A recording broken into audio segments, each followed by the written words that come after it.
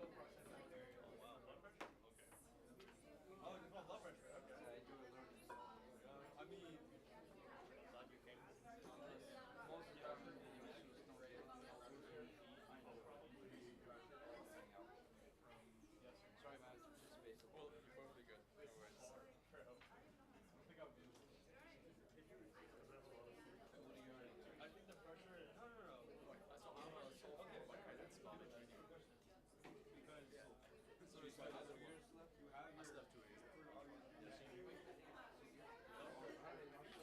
Last year.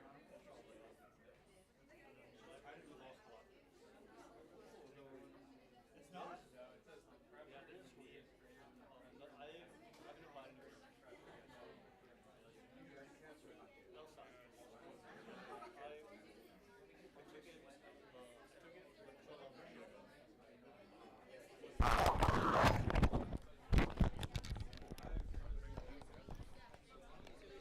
Are the mics turned on? They're on. Actually, they're live. They can hear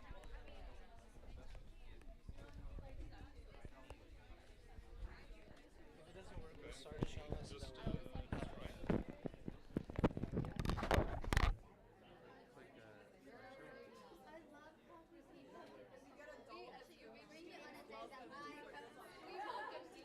It's fine. We can set it. We can just help him out quickly, inshallah. Can I unplug this one real quick, just once? Let's see what happens.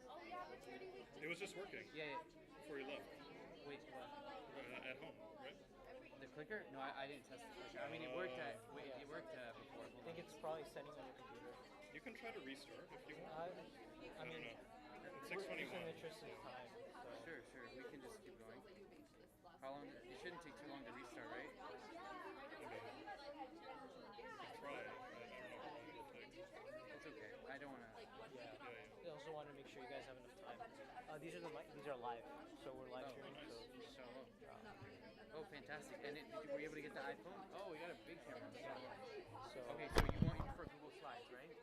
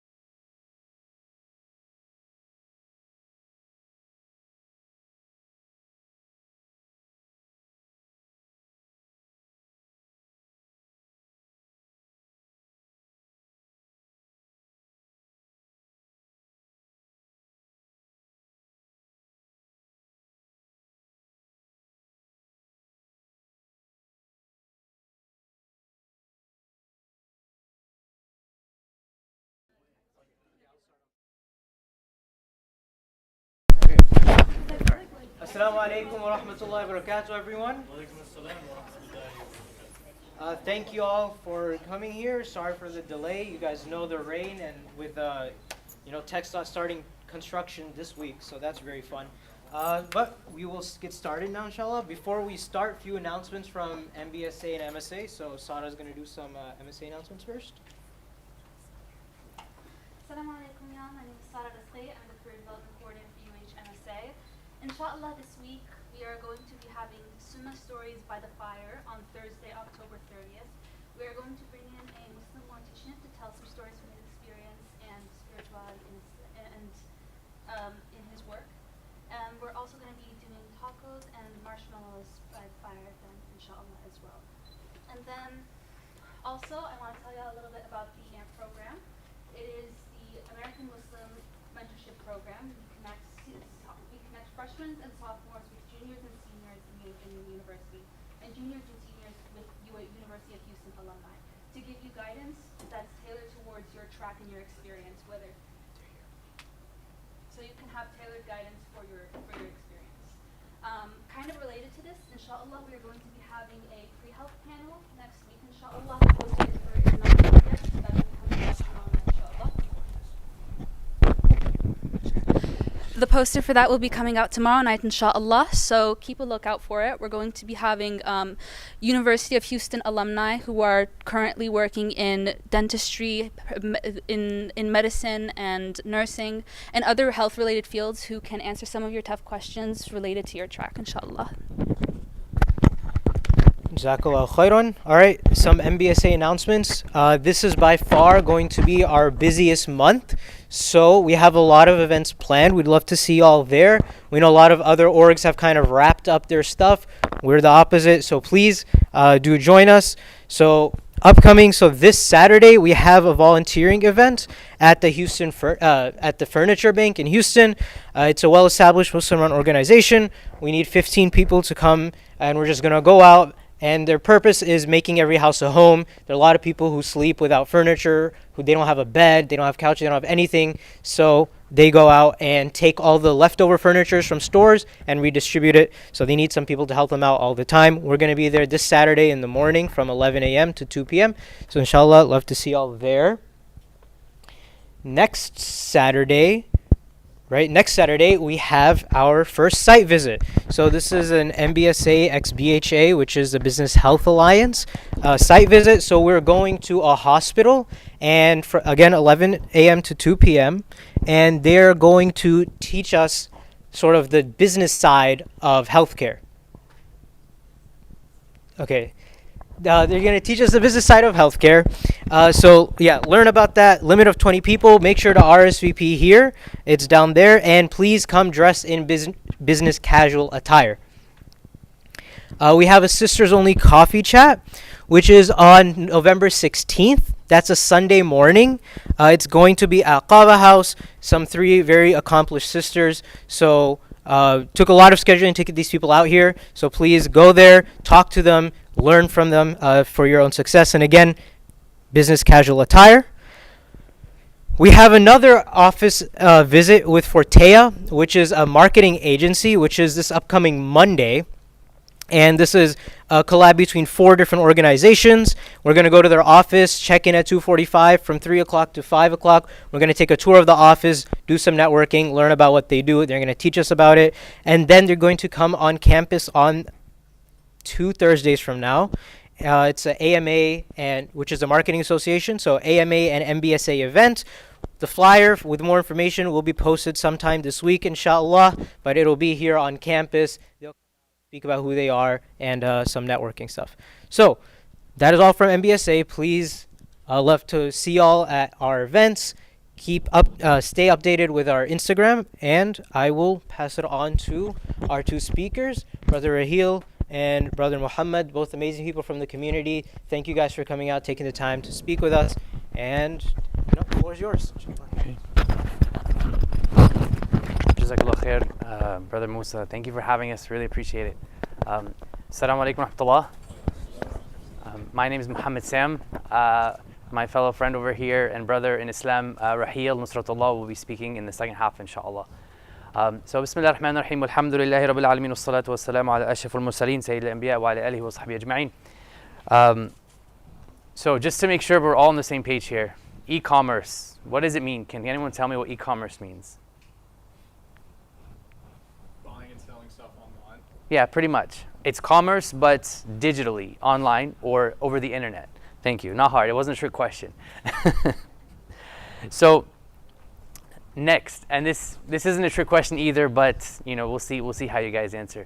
What is the most precious resource on the planet? Again, no wrong answers, but I do have something where I'm going with this.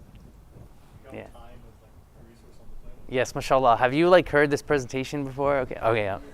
Yeah, that was your casual. Yeah, you're like time, man. It's so obvious. So time. Usually people are like, platinum and palladium and weird stuff that I've never heard of. So it's really time because you can't get it back.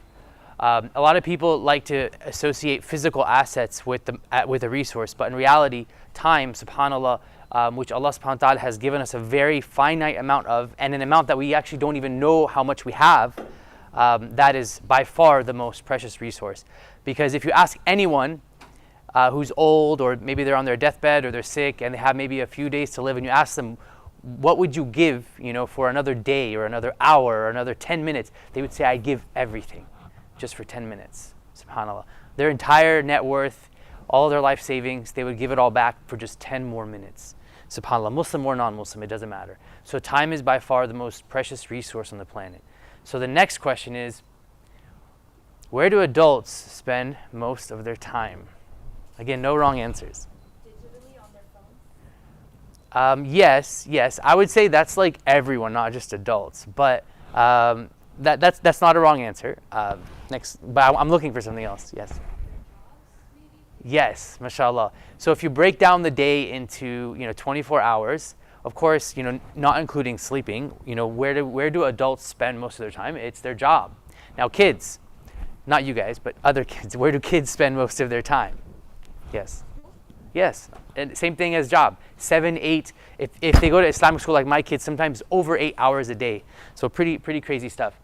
So then there's a pattern, right? So our kids are spending over half of their waking hours, because most kids sleep 9, 10 hours a day. So they're spending over half of their waking hours at school. And adults are spending almost half, and sometimes half or more if they work overtime, or let's say they're out in the field.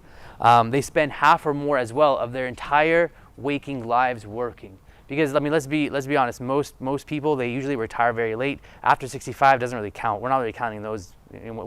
Whenever you can't really go skydiving or like go sightseeing, those years don't count. We're talking about the years of your prime. So we all know this hadith, right? Take advantage of 5 before 5, right? But if you really dig down into it, out of the 5 things that the Prophet ﷺ said to take advantage of, 3 of them have to do with time. So he said take advantage of your time. He said take advantage of your health, your wealth, your life, and your youth. So your life, your youth, and your time. All has to do really with time. So over half of the things that he mentioned, subhanAllah, have to do with time. And I don't think that was a coincidence. So then the next question, why is everyone giving it away? Why is everyone just working 9, 10, sometimes 11, 12 hours a day for maybe some dollars if their time is really the most precious resource to them? So this is not a rhetorical question. Like, I want to ask, does anyone have any answers? Like, why do we go to a job for 40, 50 years for dollars, which are, just becoming more and more worthless every year? Yeah. I think people sometimes get into the illusion that if you have job security, or if you put in more work, you'll eventually end up with more time. Yes, it's absolutely, mashallah, you hit the nail on the head. You guys are good, mashallah. Okay, so basically it's kind of that illusion where I'm going to work now so I can get my time back later. But it's like a mirage. We all know you're working, and before you know it, you blink, you sleep, you wake up, and like 40 years have passed, and now you're 65, and you're like, what do I do? The market crashed, it's hard to retire, whatever. And you had that illusion the entire time where you're going to work super hard so you can make a lot of money, so then you can get your time back. But you literally just gave away the most precious years, your 30s, your 20s, your 40s, even your 50s, so that you could get your time back. It's kind of like, it's like an illusion. It's almost like we've been fooled. And I want to take you guys a trip down history to explain maybe how this modern phenomena happened, this world of corporate America, where you work 9, 10, 11 hours a day, 5, sometimes 6 days a week. So J.D. Rockefeller and J.P. Morgan founded the General Education Board. Just fun AI-generated image just to get you in the mood. So these 2 guys were among the richest people on the planet. J.D. Rockefeller was number 1. J.P. Morgan was number 4. So does anyone know who the richest person in the world is today? Easy answer, right? Yes, Musk, thank you. But does anyone know who the 4th is? It actually keeps flip-flopping a little bit, so there's maybe 1 or 2 right answers. But any guesses? Billy Gates? No, he's like not even close now. Yeah, that's like when I was a kid. Yeah? Amazon Bezos? Yeah, he's Yeah. I gave you the answer, but yeah, he's one of them. But who's another one? He's like usually third or fourth. Any other guesses? Yes, Zuckerberg, mashallah. So, Elon Musk today and Mark Zuckerberg, or or maybe a couple others. But I picked them because they're like especially terrible. So, Elon Musk and Mark Zuckerberg. Now let's just rewind, okay? Before Gaza, fast forward 2.5 years. Like, did you trust these guys? Yeah, like kind of. Yeah, 25%, yeah. So we knew that something was up, but now the Band-Aid has been torn off, the masks have fallen, we know the jig is up. And so today, knowing everything that they've done to, contribute to the harm of Muslims worldwide and contribute to everyone. So basically some of the early Facebook developers, they literally went and did interviews and they said that our goal was to make Facebook as addictive as possible. It's not a secret, you just have to research it and you see it. And then same for Musk, the things that he's engaged in, especially now, is really, it's ungodly, subhanAllah. So, would you trust them? I would say no. So why do we trust those two guys way back over 100 years ago? Here was the top initiatives of the GEB that I was talking about, the General Education Board. They promoted high school education. So before the 1900s, there was no such thing as a high school education, or at least it wasn't as common. They encouraged longer school terms, and they supported higher education, which is what you're in now. And by the way, I'm not saying quit school. That's not what I'm saying. But we'll get to the meat and potatoes, inshallah. So what did they say all this education was for? It was to get a job. So if you really kind of dig down and deep, yeah, people should get an education. But does every single person in America need to know pre-calculus and calculus and differential equations and abstract algebra and all this stuff that a lot of us took in school or in college? No, right? Like, let's be honest. Like, would you rather have your child, become a hafiz, by the age of 15, or would you rather him know differential equations? Like, what's the likelihood of him using differential equations, especially now with technology? The likelihood is very, very low. He's really not going to need that. I'm a chemical engineer, and I've taken all of this, and I mean, it was interesting at first, but you realize, subhanAllah, when you actually go to the real world and you embark on your day job or your career, you use like 0.01%. The only thing I used for my engineering degree was Microsoft Excel, and even that, now I just use Google Sheets. I don't really even use Microsoft Excel, but you get the idea. So their goal was to encourage people to get jobs. And I can't read their mind. I don't know what their ulterior motives were at the time. But if I had to guess, it would probably be something along the lines of, they knew that, the American economy was booming. America was a rising superpower. They needed people to build this superpower. So not everyone could be a business owner or someone who kind of called the shots or someone who just sat around and made decisions all day on what's going to happen with the rest of the world. So they needed people to actually get the work done. So I don't want you to take it from me, but take it from someone that maybe I'm assuming everyone loves. Muhammad Ali. He went on camera and he did an interview, and he said this exact thing. He said, okay, like let's assume average age, you're 35, 40 years old. And he said, after eating, sleeping, going to the bathroom, driving, doing everything you got to do, if you're 40, you really only have 16 years left. That's assuming you even live. We don't know how long we're going to live. So he's like, what are you going to do with those 16 years? 16 years, that's really all you got. So what if there was a better way? I used to assume that everyone knows this reference, but then I guess as I got older, the younger guys didn't. So does anyone not know this reference? Everyone knows it? MashaAllah. All right, good. Educated crowd. Yeah. Okay, so a lot of times, we get sucked into the day-to-day of our lives, and we fail to see the bigger picture. So really, it's just the idea is we want to see the bigger picture of the world, of why Allah subhanahu wa ta'ala created us. We all know that Allah subhanahu wa ta'ala created us to worship Him. But how do we worship Him? Or how best do we worship Him? What is the best ROI in this dunya that we can do? Like, ROI means return on investment. What is the best way we can spend the minutes that we are alive today? So that way, whenever we do enter the akhirah, or we do enter the day of judgment, and we cross the barzakh, we're going to reap our investment. Did we spend every day, just trading our time for dollars?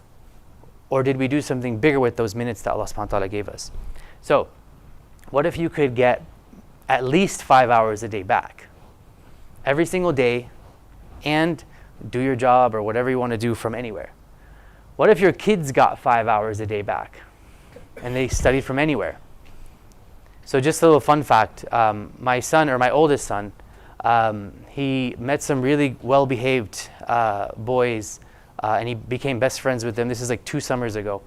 And he realized that they were way cooler and way nicer than the kids at his Islamic school, who unfortunately were, influenced by their smartphones and so on and so forth. So he kept asking me and begging me to be homeschooled. And I didn't have time to homeschool him, but alhamdulillah, he made dua, he found a way out. We found an online Islamic school and he started taking that. So now he gets his school done in 2 hours. He has 4 or 5 hours left in the day. He goes on field trips. He still engages with his society and his community. He's not like stuck in a room all by himself. But he has 4 or 5 hours left. So he learns a little bit of extra jiu-jitsu. He learns extra Quran. He learns extra Arabic. And he works on his own business. All of that because he basically left the matrix. He left this idea that you have to go to school, sit there for 8 hours a day with the same people in your classroom every single day for the whole year, where you get 2 months off. But we're talking about the adults now. So, some famous quotes. Warren Buffett, one of the most successful, if not the most successful investor of all time. He said, if you don't find a way to make money while you sleep, you will work till you die. So that sounds, if you think about it, that sounds very un-Islamic. Because if Allah subhanahu wa ta'ala put us here to worship, do we want to spend all of our waking hours working? You can't succeed in the long term if you don't find a way to make money while you sleep. Tony Robbins, again, very famous financial expert.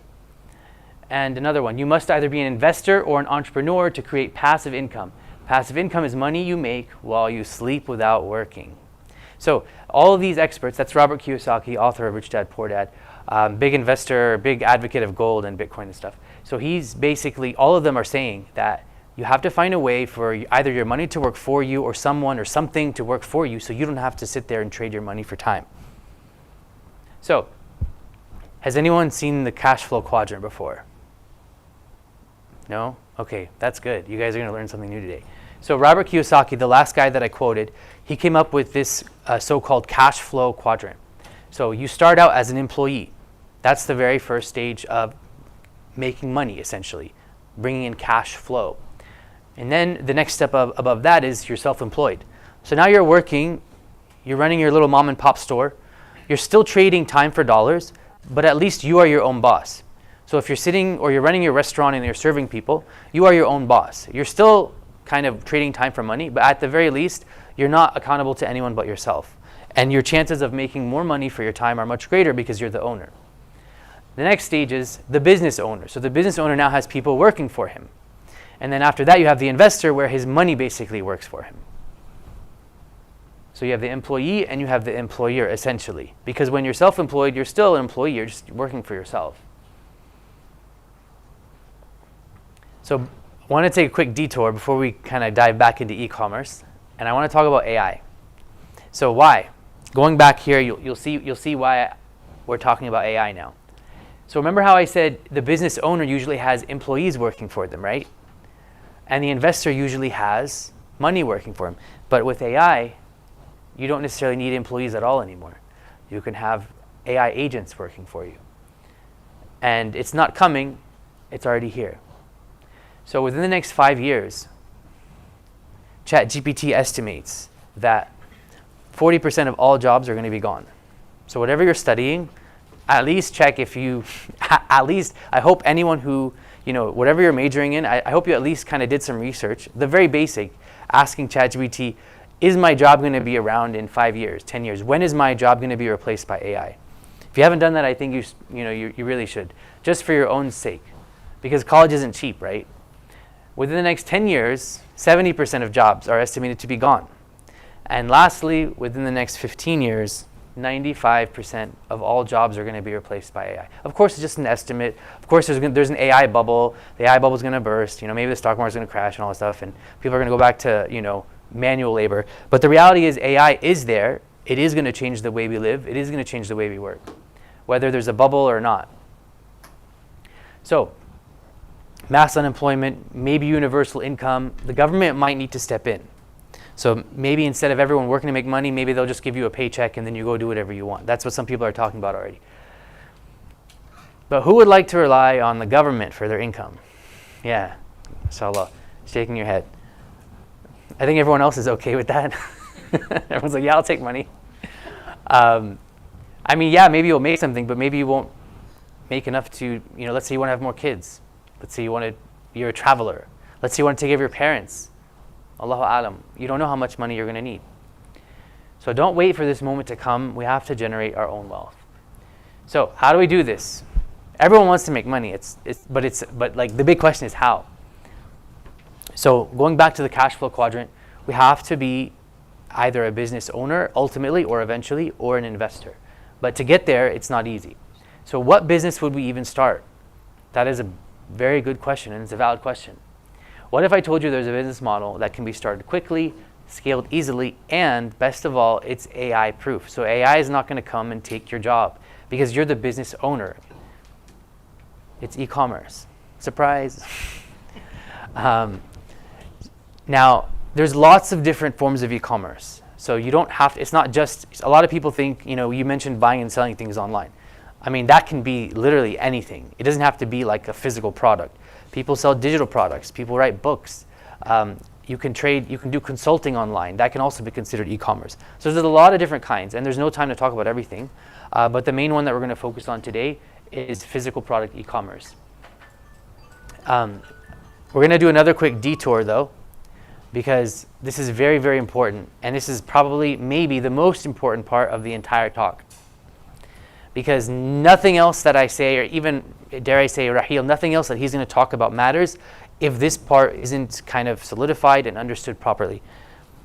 And that's the concept of wealth in Islam, the concept of rizq in Islam.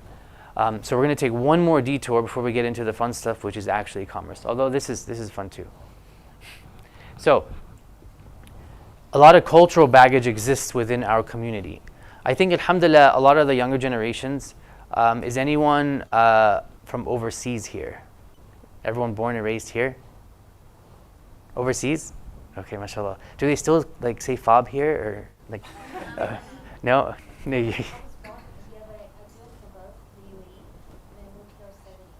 Okay, mashallah. You're 7 years. That's good. So basically, a lot of folks who come from overseas, and especially the people who actually live there, East Asia, from the subcontinent especially, there's a lot of cultural baggage with regards to understanding of wealth and rizq. They think it's like bad, or they think it's like haram, or if you have a lot of wealth, you need to find a way to get rid of it really quickly. Otherwise, you're going to be looked down upon. So, alhamdulillah, the newer generation doesn't usually have this problem. They see that there are like influencers on TikTok killing it and making thousands. They're like, yeah, man, I want to do that too.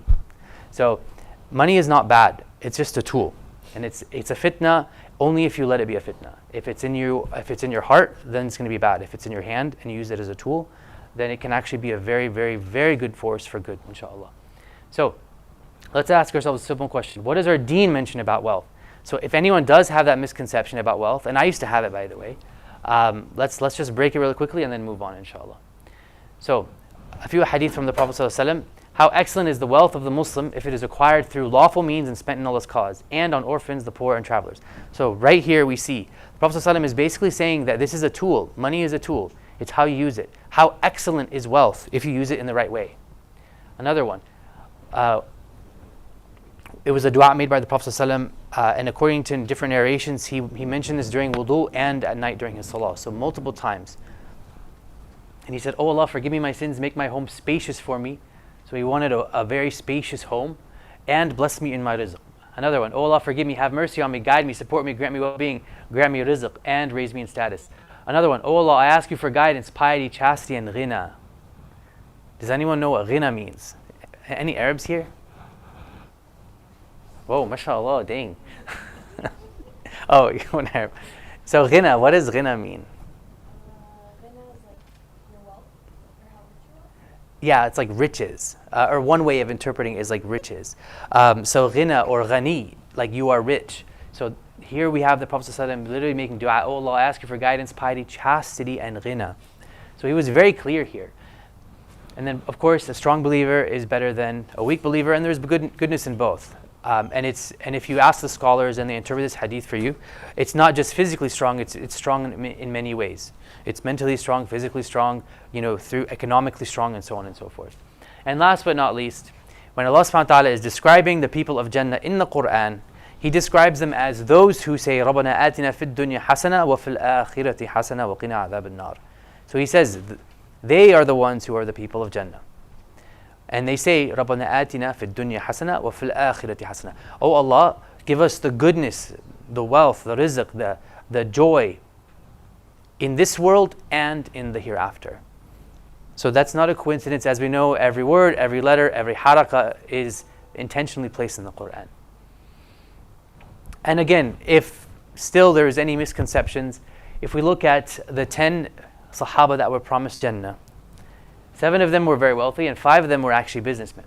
And just focusing on one for now, Abdurrahman ibn Auf. So after Hijrah, he had nothing, right? He had absolutely nothing. If you guys, as you know, the story of the Hijrah, they left all their wealth behind. Some even they ransomed themselves. So they gave up all of their wealth to the Quraysh just so they could become free. So that when they entered Medina, they had nothing. So Abdurrahman ibn Auf was one of them, and he was paired with, they had like a buddy system in Medina. He was paired with one of the Ansar, and the Ansar literally offered him. He said, "I will give you half of my wealth. Everything, half of I own, even one of his wives." And Abdurrahman ibn Auf said, "Thank you, but no thank you." And he said, "Show me where the marketplace is." And then he literally went to the marketplace with nothing, and then he amassed what's equivalent to hundreds of millions of dollars in today's valuation. So, what do we learn from this? Have trust in Allah, have an entrepreneur. Honestly, there's so many things that we can learn, but just for the sake of brevity, have trust in Allah, have an entrepreneurial mindset.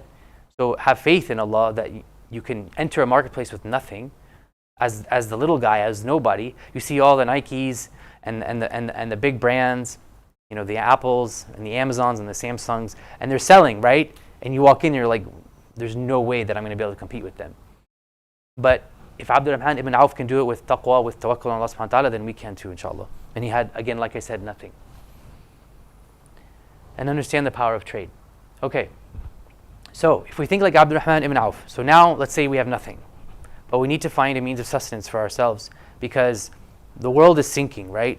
We need to build a boat like Nuh alayhi salam. So if we want to build that boat, where do we go? Where is the marketplace today?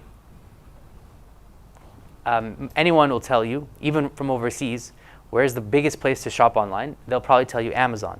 And then maybe now TikTok Shop and Walmart, maybe.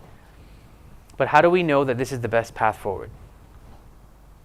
We don't know. There's no guarantee that tomorrow this is going to be the best business model.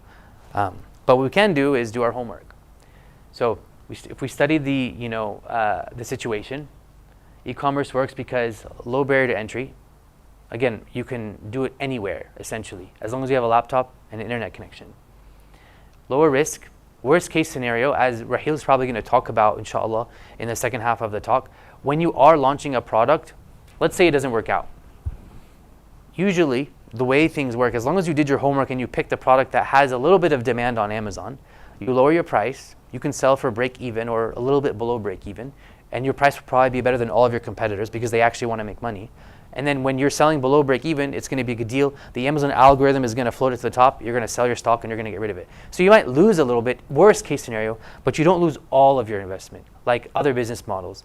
Some people like to do certain things like open a food truck. There's a lot of what's called sunk costs. Any business majors here? Okay, yeah, mashallah. So you guys probably know, I'm assuming you guys know all these terms that I'm saying. There's sunk costs involved in a lot of other business models. But with Amazon, there's very little sunk cost besides the product that you actually bought. And it's not really sunk if you can actually get back most of your capital. Location dependent. This is really important. To be honest, we don't know how long we're going to be welcome here, right? Let's just be honest. So if we need to go overseas where we feel a little bit more comfortable, you can do that. And then last but not least, AI is your employee. AI cannot own anything, at least not yet. Until AI takes over the world, Allahu Alam. As long we know Allah is always in control, right? So whether AI takes over the world, it thinks it's in control, but it's not. So AI is an employee because AI doesn't care to make money. AI is just a robot. It's just this large language model. And last but not least, the trend. So remember how I said we got to do our homework? If you look at the trend and you look at, okay, what business model is working today? What can I do where it's not going to go away tomorrow, or the opportunity is going to be even better than it was today? And if you look at the trend of online selling, e-commerce, this is the trend. So besides an act from Allah subhanahu wa ta'ala, as long as the world continues relatively the way it is now, where there's global commerce, it's going to only get bigger. So remember this, you have leverage and you have no leverage. And going back a few slides earlier, we talked about time and getting our time back. The way you get your time back is through leverage. Now, really quickly,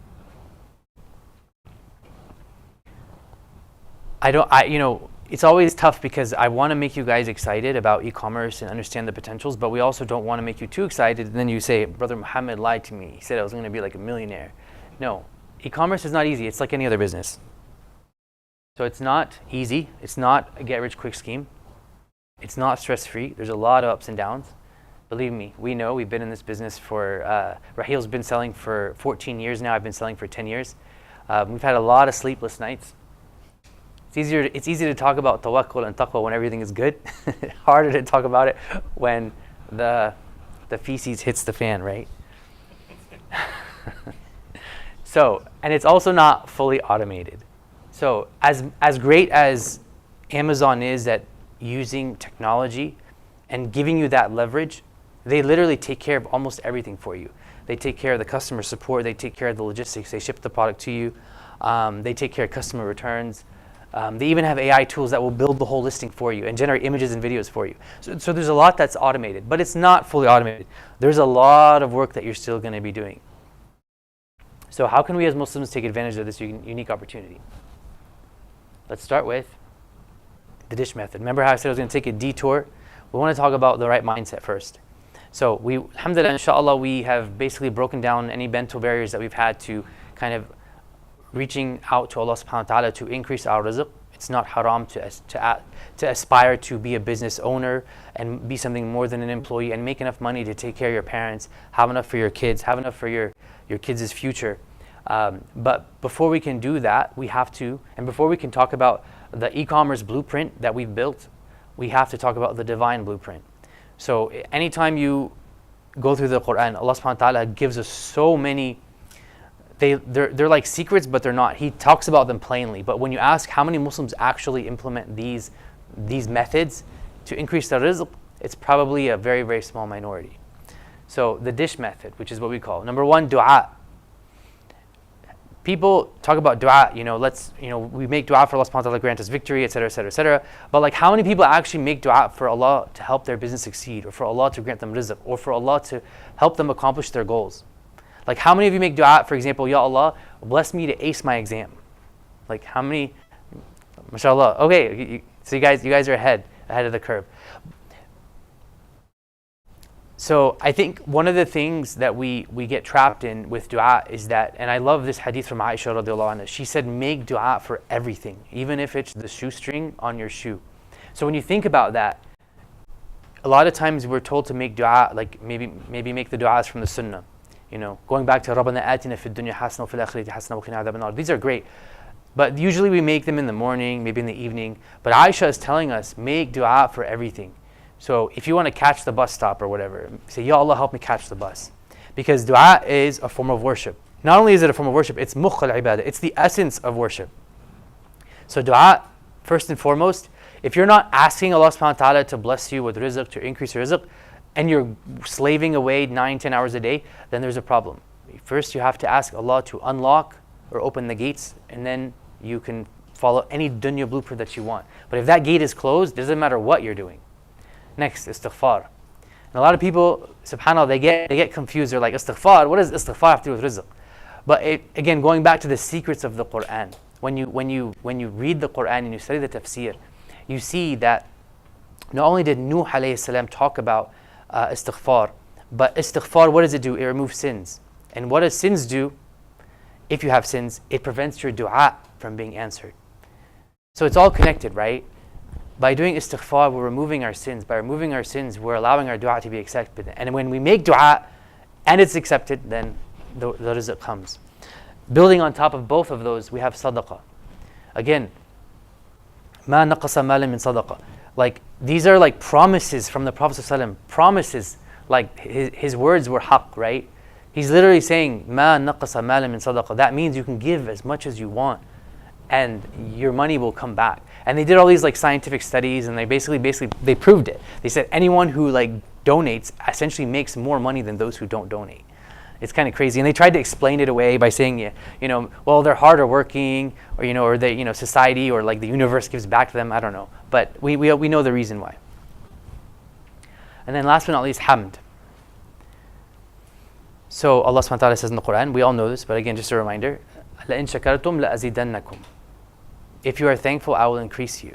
So لَإِن شَكَرْتُمْ لَأَزِيدَنَّكُم. Now, it's all connected, right? Because in Surah Nuh is literally telling the people who were rejecting him, فَقُلْتُ اسْتَغْفِرُوا رَبَّكُمْ فَقُلْتُ اسْتَغْفِرُوا رَبَّكُمْ كَانَ غَفَّارًا يُرْسِلِ السَّمَاءَ عَلَيْكُمْ مِدْرَارًا وَيُمْدِدُكُمْ بِأَمْوَالٍ وَبَنِينَ وَيَجْعَلْ لَكُمْ جَنَّاتٍ وَيَجْعَلْ لَكُمْ أَنْهَارًا. He's saying all you have to do is make istighfar, and you will get gardens, rivers, children, money, everything. But then when Allah subhanahu wa ta'ala describes who Nuh was as a prophet, how did he describe him? He didn't say he was a prophet who always repented. He says, كَانَ عَبَدًا شَكُورًا. He was a thankful servant. And so it's all connected. We don't have to always know how, but all of these are connected. So when you are making dua, and you are making istighfar and you're giving sadaqah, this is essentially, in a way, a form of thanks. And then when you are thankful, and again, we don't need the non-Muslims to tell us this, but it's really incredible. Every single non-Muslim, when they're being interviewed, like, how did you go about your journey? What's your secret to success? They literally say, well, I didn't start making money until I was grateful. They say, when I was grateful, everything just started coming in. SubhanAllah, it's like, it's not just for Muslims. This is like a law that Allah subhanahu wa ta'ala has created for this world that we live in. If you are thankful, if you are grateful, then Allah will increase you.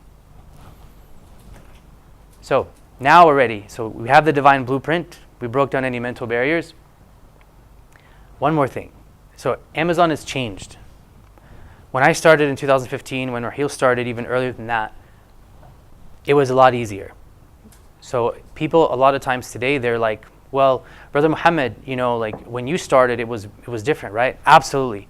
And they say, well, I heard like Amazon was a good opportunity, but it's not anymore. E-commerce was a good opportunity, but it's crowded. And that's absolutely true. But here is the cool part. Usually when people fail, there's a very, very obvious reason.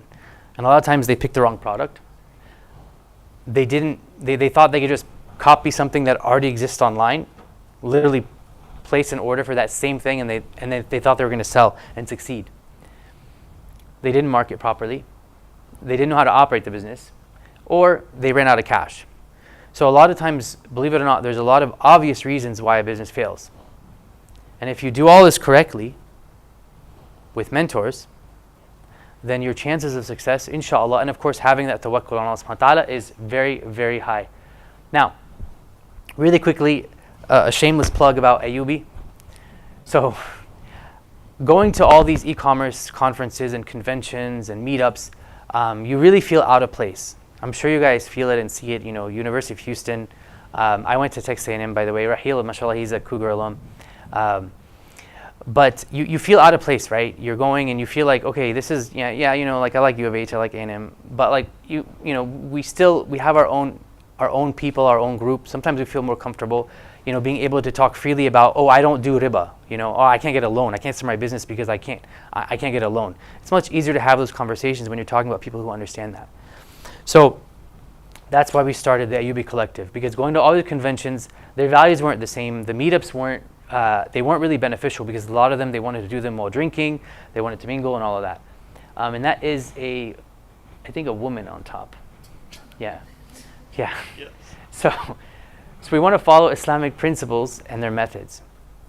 Now, but your network is your net worth. So if you go it alone, you're naturally going to be less successful than people who help each other out. And that's why we created the Ayyubi Collective. That's why we're here today. That's why we want to help you guys, inshallah. And just some, again, shameless plugs about some of our accomplishments. Alhamdulillah, we've had meetups, we've had retreats. We've helped each other. Everyone who has joined, alhamdulillah, their business has grown, that I know of at least. Some folks that are part of our team, we do have sisters. And then what this is not. So again, it's not about materialism. If you go to any other, Amazon e-commerce group or mastermind, it's all about the Lambos. It's all about making as much money as you can. Whereas for us, of course, we wouldn't mind a Lambo. We have a brother in our group that bought a Lambo. But it's not always about that. It's about preparing for your akhirah. It's about maybe taking care of your parents and so on and so forth. Last thing I want to talk about before I hand it over to Raheel, the e-commerce stuff. Another challenge that we have is focusing on starting a business when there's literally a genocide happening. And this doesn't go for business. This goes for anything. Like you're studying for an exam and you're just like, man, how am I supposed to study and focus on this quantum mechanics or this Newtonian fluid mechanics, this exam that I have tomorrow? I don't really care about this. This feels so pointless compared to what's happening across the world, right? I've had that thought a lot, especially in the past 2 years. But here is the reality. Us being sad and us being depressed and us feeling helpless is not going to help them. But us being productive, us building for the future, and us not being deterred by what's happening, that is going to help them. Maybe not today, but it's going to help them in 2, 3, 4, 10 years. And so when we look in history, the example that I'm taking is Salah al-Ayyubi. Why? Because he brought back Jerusalem for the Muslims. But it didn't happen overnight, right? It was a whole ummah that contributed. And how did he do it? He built trade networks. So he built trade networks, which then gave him the fuel to power the military successes. He stopped looting and banditry, which made it safe to trade. Then he encouraged international trade outside the ummah, so bringing wealth in from outside the ummah. He built and developed roads, bridges, and ports, which again facilitated trade. And then naturally, that helped grant the Muslims victory. So, I don't know if you have any questions. You're welcome to ask now, or where's Musa? You want to pray? Okay, we'll take questions later, and you can also save them for at the end. I think Raheel's is going to be about an hour long. It's going to be the meat and potatoes, inshallah. But this was really just to rinse any mindset issues you had, inshallah. So now you're ready to accept the potential of succeeding online. Jazakallah khair.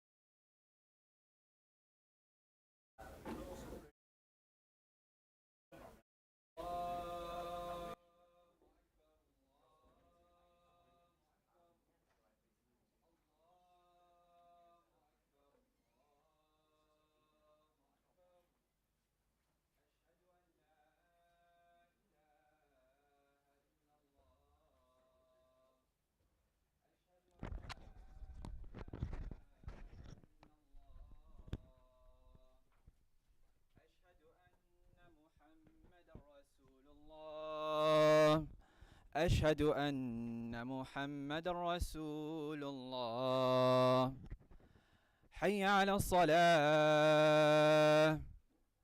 حي على الصلاة حي على الفلاح حي على الفلاح الله أكبر الله أكبر لا إله إلا الله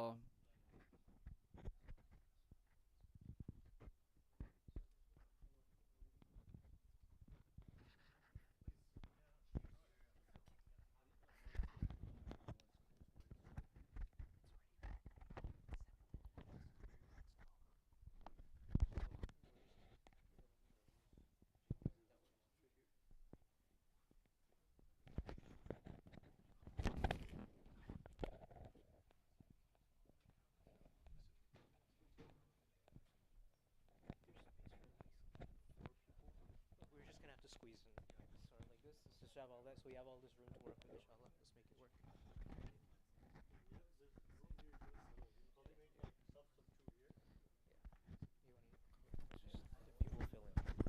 الله أكبر الله أكبر أشهد أن لا إله إلا الله أشهد أن محمد رسول الله حي على الصلاة حي على الفلاح قد قامت الصلاة قد قامت الصلاة الله أكبر لا إله إلا الله.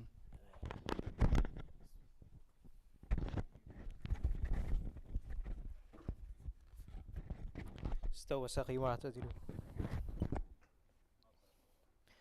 الله أكبر.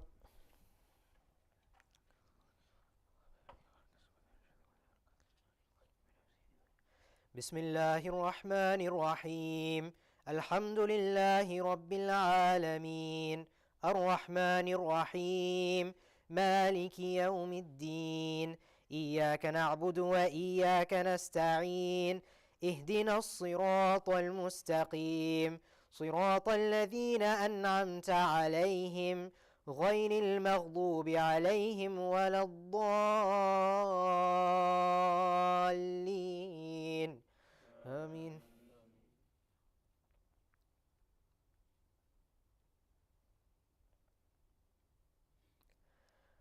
بسم الله الرحمن الرحيم ويل لكل همزة لمزة الذي جمع مالا وعدده يحسب أن ماله أخلده كلا لينبذن في الحطمة وما أدراك ما الحطمة نار الله الموقدة التي تطلع على الأفئدة إنها عليهم مؤصدة في عمد ممددة. الله أكبر.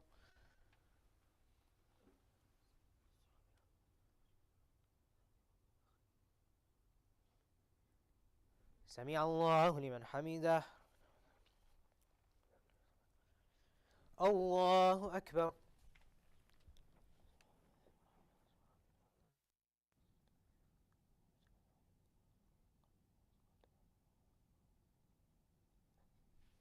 الله أكبر.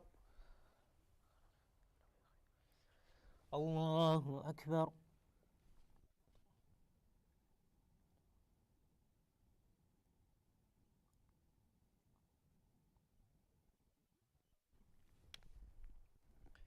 الله أكبر. بسم الله الرحمن الرحيم الحمد لله رب العالمين الرحمن الرحيم مالك يوم الدين إياك نعبد وإياك نستعين اهدنا الصراط المستقيم صراط الذين أنعمت عليهم غير المغضوب عليهم ولا الضالين آمين.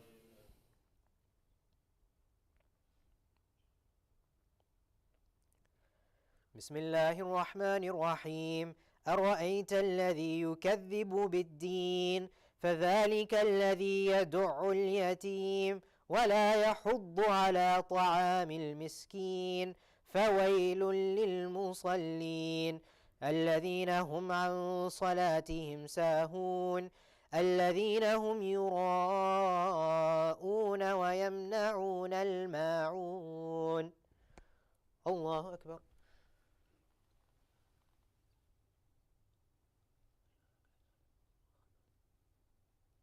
سمع الله لمن حمده.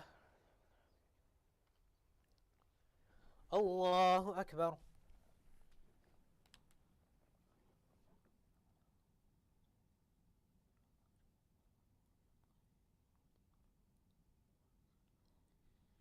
الله أكبر. الله أكبر.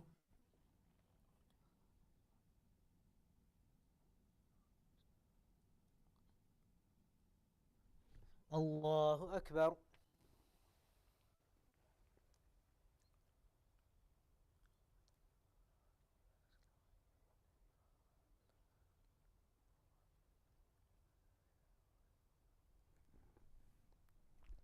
الله أكبر.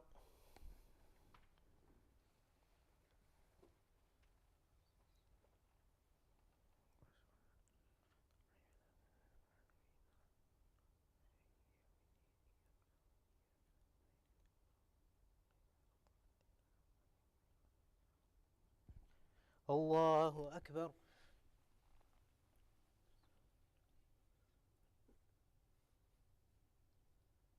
سمع الله لمن حمده. الله أكبر.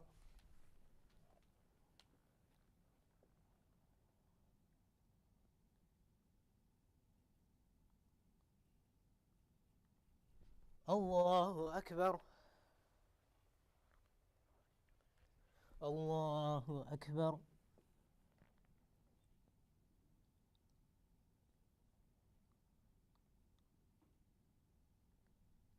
الله أكبر.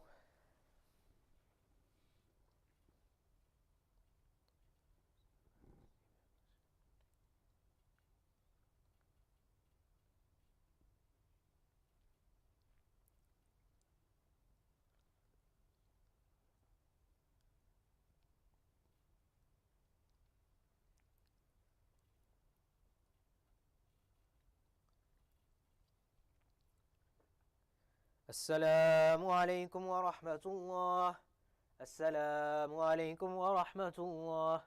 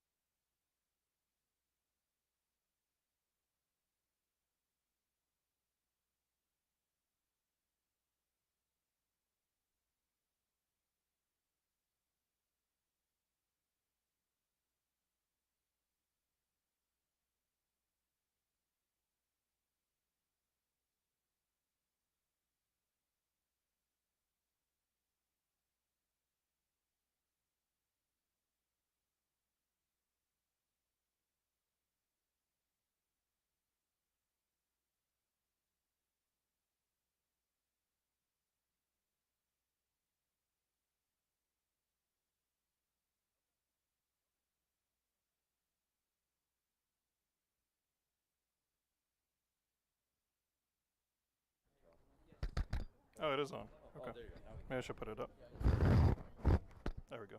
Low, low, low, low.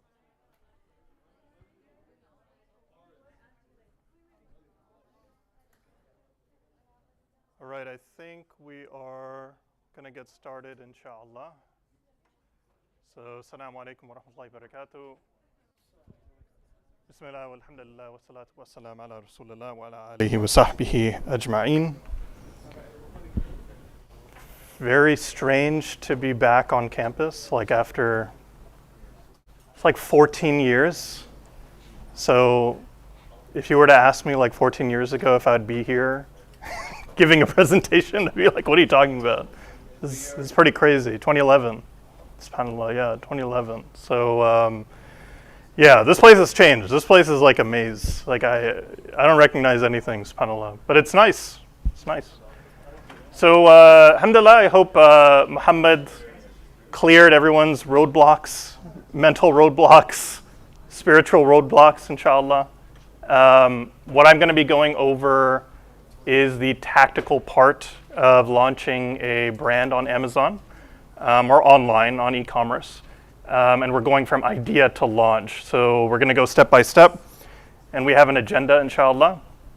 So the first thing I'm going to talk about is why e-commerce. I think Muhammad pretty much nailed this a lot in the beginning, but I'll give you guys, maybe a little bit of inspiration as far as why this business model makes sense.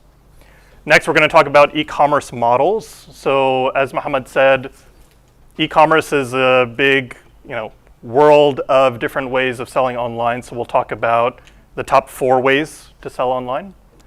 And then I'm going to walk through a case study, actually. So we're going to walk through a case study of a member who was able to, alhamdulillah, start a brand, quit his job in 6 to 8 months or so, and now runs that company full time, subhanallah.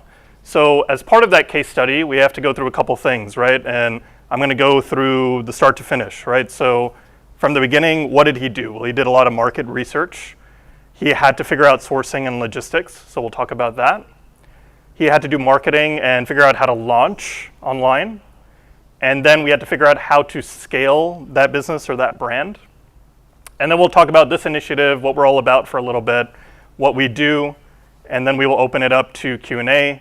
I do my best to try and cover everything I can, but for the sake of time, I might not, hit everything. So if you have a question, you want to ask something, feel free to jot it down, and then we'll cover it at the end, inshallah. So why e-commerce? I think that's one of the biggest questions people have. And so the real answer here is buying has changed. Obviously you guys have been around for 20 years, but back in our day, Amazon was not really a thing, in the 90s up until the late 90s. Buying stuff online was not a thing. So we kind of grew up in that technological advancement era in the 2000s. And now we have this amazing abundance, right? Like we live in this society where you can get groceries delivered to you in an hour. Like you can DoorDash anything, Uber anything. You order something on Amazon, it'll get here in 3 hours to your house, or by the end of the day.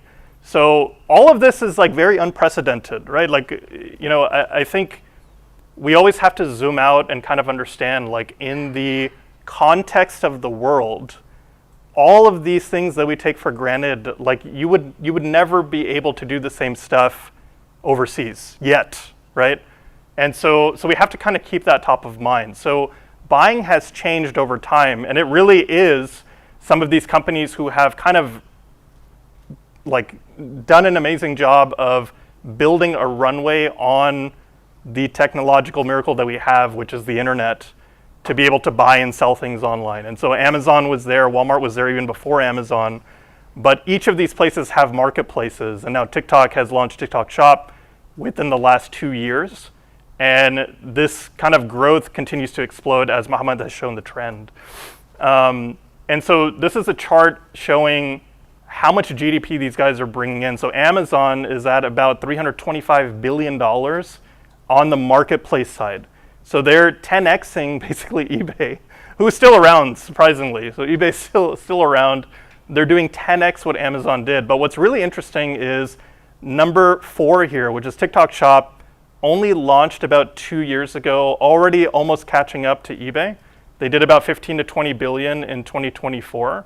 And more than likely this year, we don't know the full numbers, we'll find out probably next year when they run the study, they will likely hit eBay's 35 billion or surpass it in my experience, or what I'm thinking. So e-commerce really kind of democratized starting a business, right? So if we think about 40 years ago, 50 years ago, or your parents, your grandparents, like, you know, this whole situation is unprecedented. So before, what businesses could you really open? You probably open like a dry cleaners or a gas station, you know, maybe you do some real estate.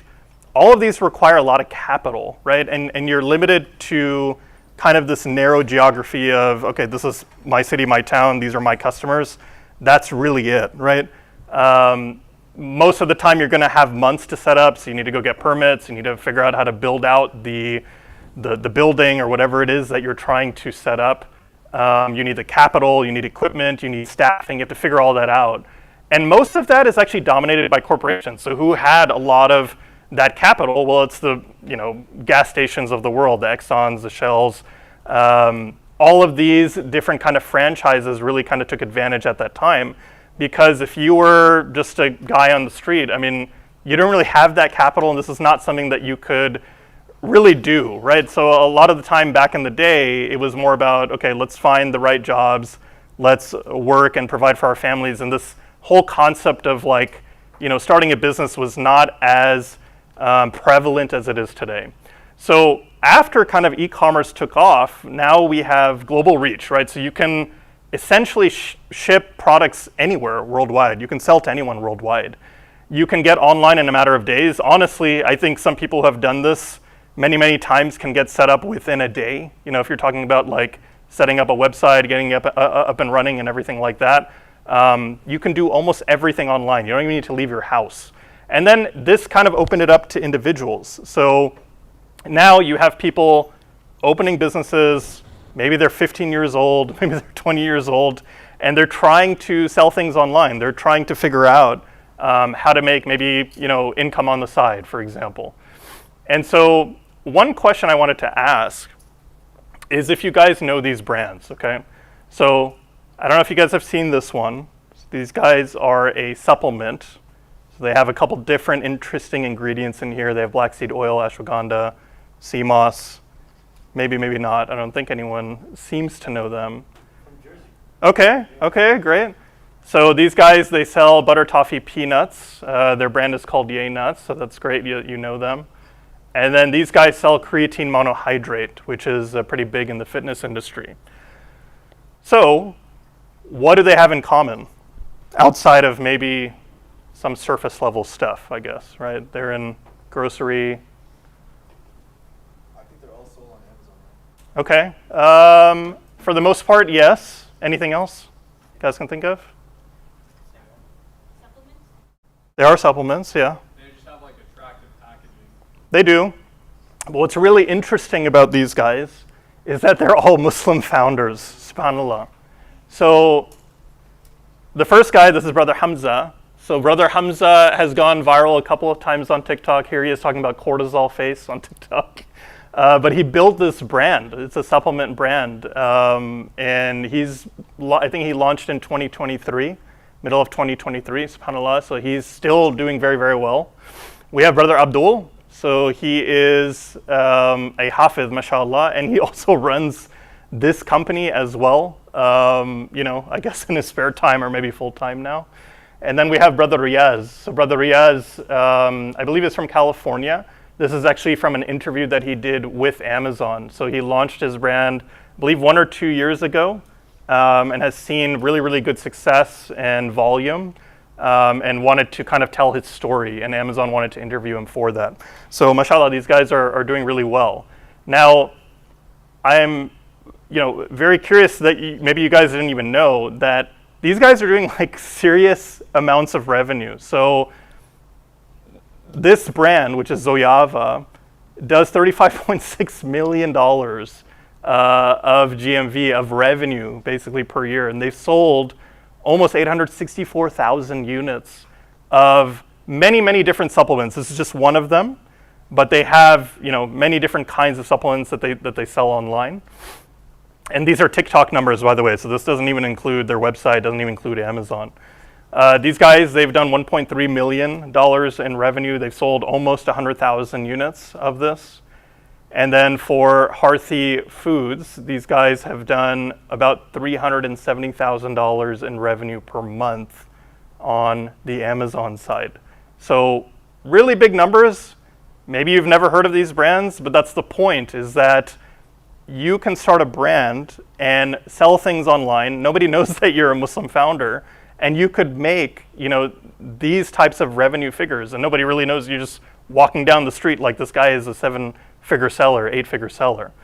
And what's really, really interesting that I found before when I was making these slides is Brother Abdul, he posts a lot on LinkedIn, so feel free to follow him. But he posted this on LinkedIn. So he is still in school, subhanAllah.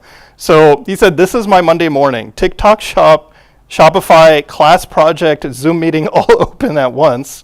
If you're building something while in school, you already know the grind. So always switching between two worlds, class in one tab and business in the other. It's messy and it's tiring. But this is what building looks like before it looks successful, right? So if you're hesitating, or if you're balancing school, work, or your own idea, you keep pushing. This is what it looks like before it works. And we just met him, I think, like 1 or 2 weeks ago, subhanAllah.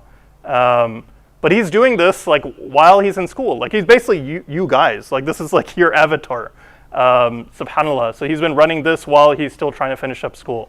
All that to say that I hope that gives you some context of like, oh, well, maybe e-commerce is for the guys who are like 40 or 50, or, they've been working their 9-to-5s for 20 years and that they have all this residual capital, saved up, and they can now deploy it and spend like $100,000 on some of the stuff. Like, no.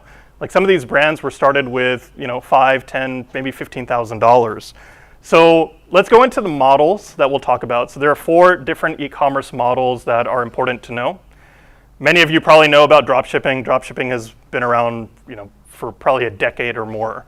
So I'm sure maybe you've heard the term.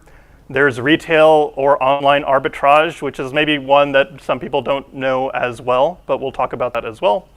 There's wholesale, which is kind of maybe a step-up version to the arbitrage model.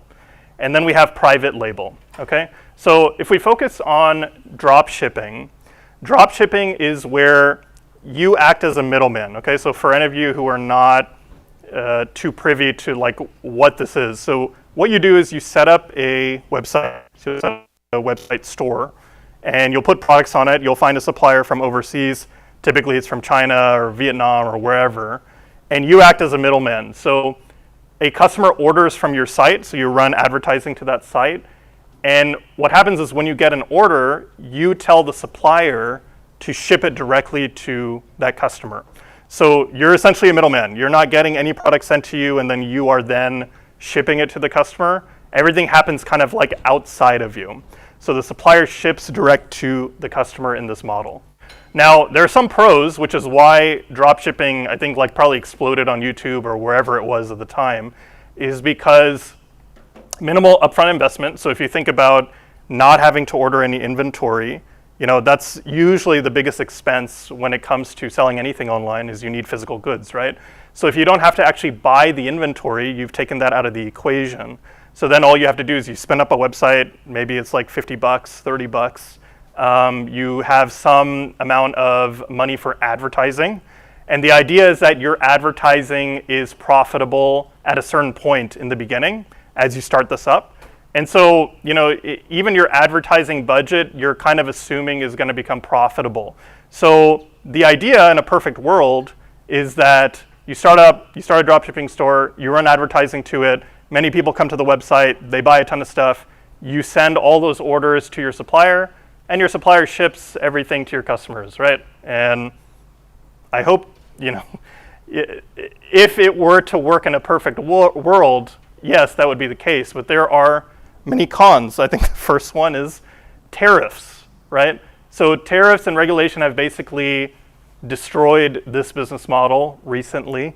Dropshipping used to work very well because the US was allowing kind of a loophole to where if products are being sent from China under a certain dollar amount or a certain physical size, they basically get to cut around customs. So customs doesn't even care about them. And so they'll go directly to the customer, and usually there's not going to be any issues with delivery. Now that's not a thing anymore. So if you were to try and do this now, you risk having the customer pay $80, $90 in fees just to get it delivered to them. Or the package just gets destroyed by the carrier because the customer is like, I'm not going to pay this, and you've essentially lost out, right? So I would say that's one of the biggest reasons why we don't ever, suggest drop shipping. But even like years ago, right? Let's say tariffs are out of the equation. There's still many cons with this model. So you have a high risk of quality issues. Now, when you've removed yourself from the equation entirely, the problem is that you don't have control over what your supplier might be sending. So at some point, there could be risk of quality issues. You wouldn't know until customers let you know. And then by that time, you're dealing with refunds, you're dealing with chargebacks. Customers are calling their bank to get a refund because you don't want to refund them. Dealing with long shipping times is another thing. When drop shipping was a thing, I think the average delivery time was like a week or 2 weeks. Many people didn't want to wait. Many people rather just buy from Amazon, get it tomorrow. And then returns are problematic. So if someone wants to return something, you're not going to tell them to ship it back to China, right? Overseas. I mean, that's going to cost like $50. And then on top of that, they're going to be like, well, wait, I thought, I'm buying from like a US or stateside company. Like, why am I sending this back? So you would have to take those returns, probably store them in a garage or something, or a room inside your home or apartment, and then figure out what to do with them, because now that's sunk cost, essentially. So drop shipping is definitely something that we don't recommend. Now, retail and online arbitrage is, I think, one of the best ways for people to kind of get into e-commerce. So this is a really good way to get your feet wet. Not saying that you can, make like 8 or 9 figures. You could, because we know people who have done it.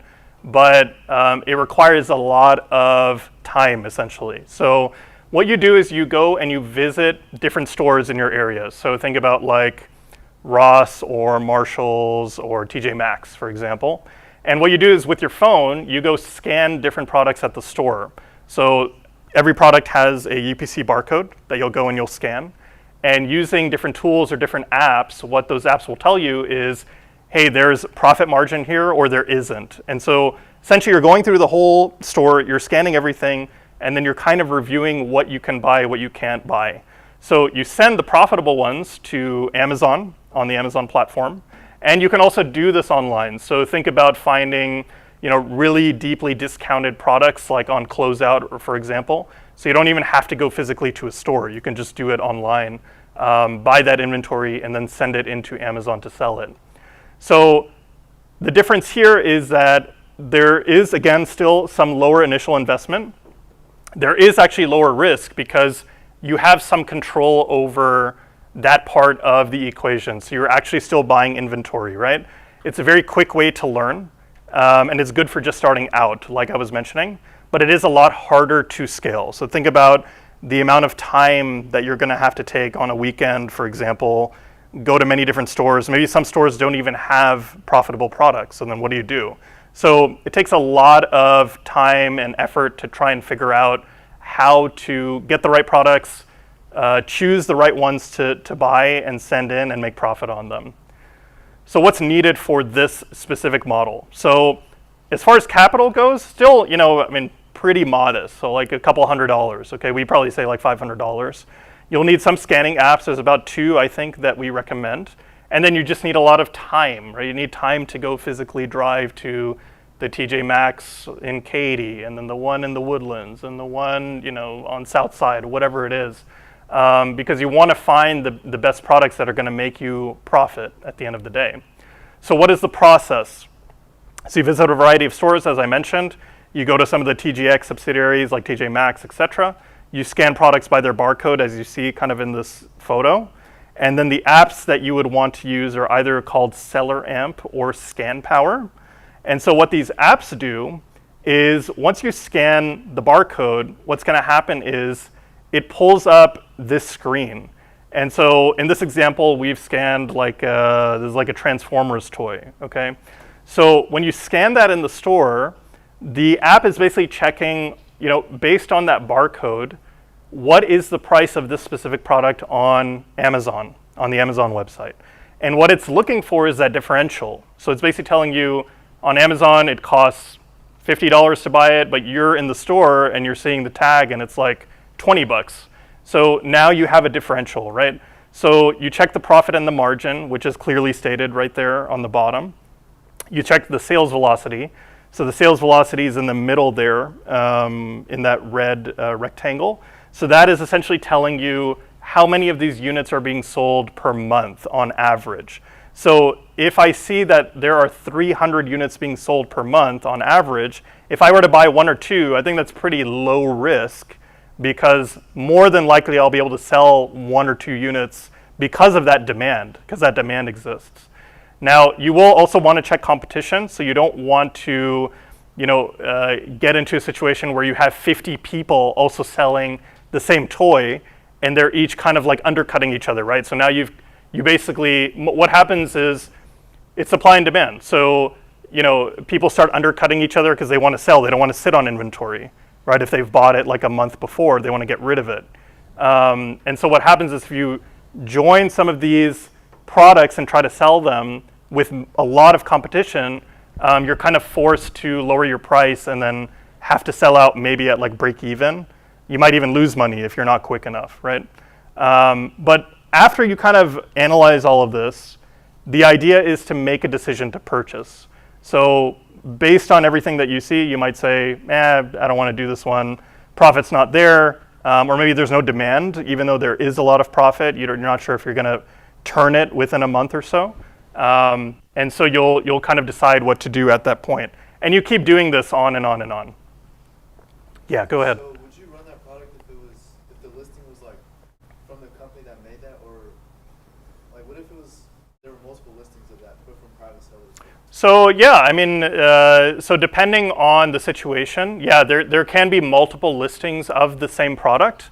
So I think that might be, it's a little more time consuming, because from the app, typically, it's only going to show you what's matching with that barcode.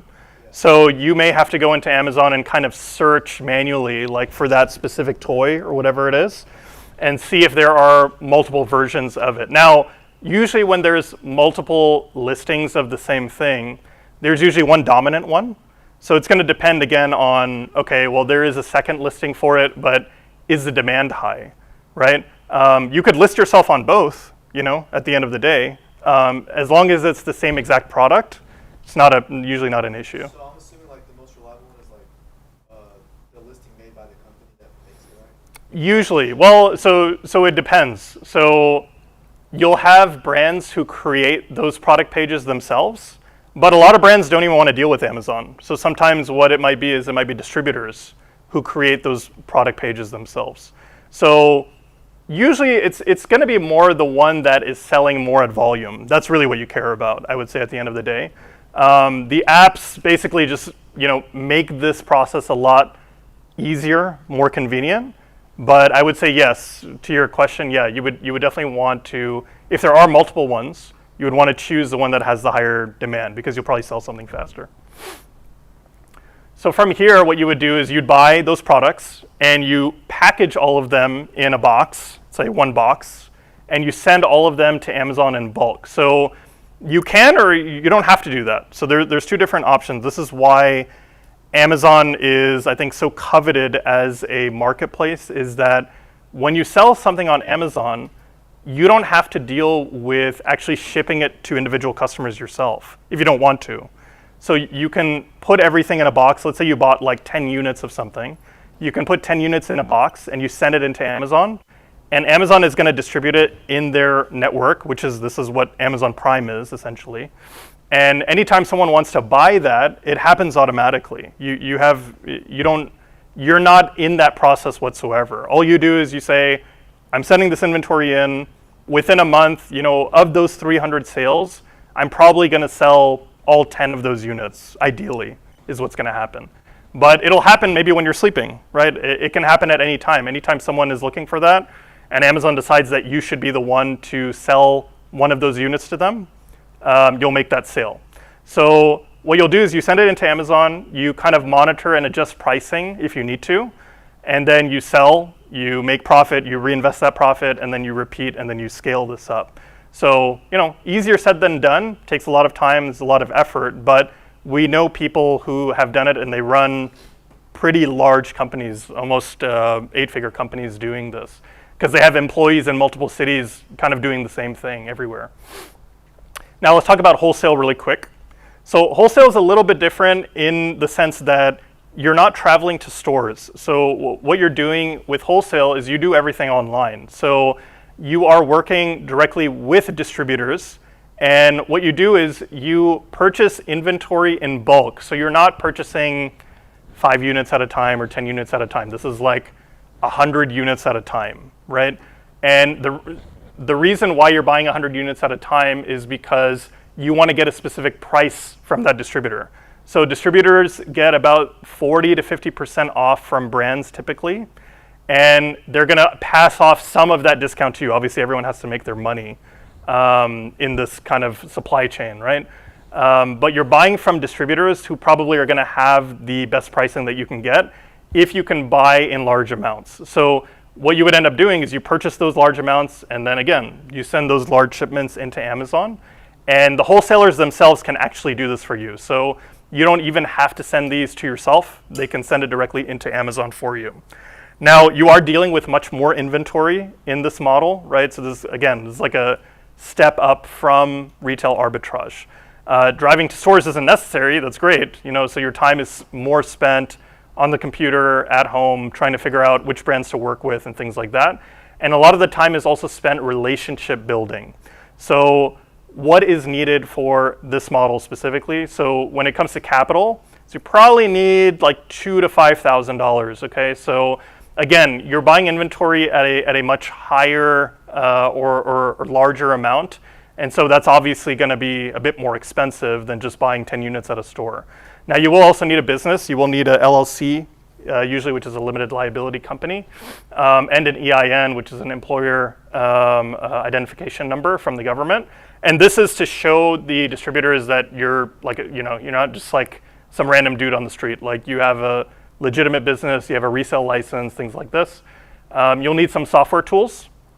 And then lastly, I know this is hard, guys, but communicating on the phone is very important in this model. So a lot of the time, the best price that you can get from wholesalers is when you build a relationship with them. So you have to talk on the phone, call on the phone, have a conversation with them, maybe even meet them at some point when you place a couple different orders. Sometimes you might go visit them, things like this. And that's how you get the better pricing, because pricing is everything in this model. If you don't have the right pricing, it's not going to work. And so what's the process here? So you would first confirm if a brand has potential. There's different tools that help you do that. You would find the brand's website. You would call or email to open a wholesale account. Now you can email. You probably will not get a response most of the time, because again, they're dealing with many, many people who are also trying to open accounts with them. So calling kind of separates you from the rest of everyone else. So you would do this for every potential brand. You're not going to contact 1 or 2 brands and be like, oh, these are the only brands I feel I should sell. You need to contact like 20 different brands, because out of the 20 or 30 brands that you contact, maybe you'll get a response from like 10 or 15 of them. Out of the 10 to 15, maybe only 1 or 2 of them has pricing that actually work for you.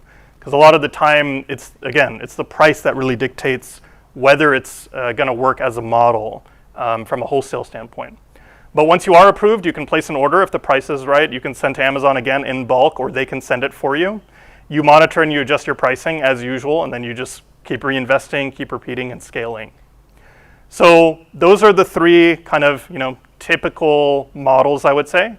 And then private label is the one that we suggest that a lot of people should do. So there's a lot of reasons for that. This is another brand. They're on Amazon. I think they were started in the UK. This is Sunnah Supplements. They sell a halal collagen protein. But the question is, why private label? right?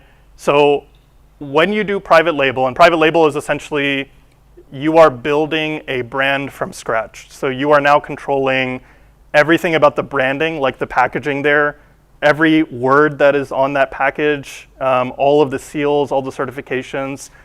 You control all of that. You're the one who's building that brand from scratch. You control the inventory with the supplier that you choose. So you have a lot more control on the private label side, right? So you have complete control there.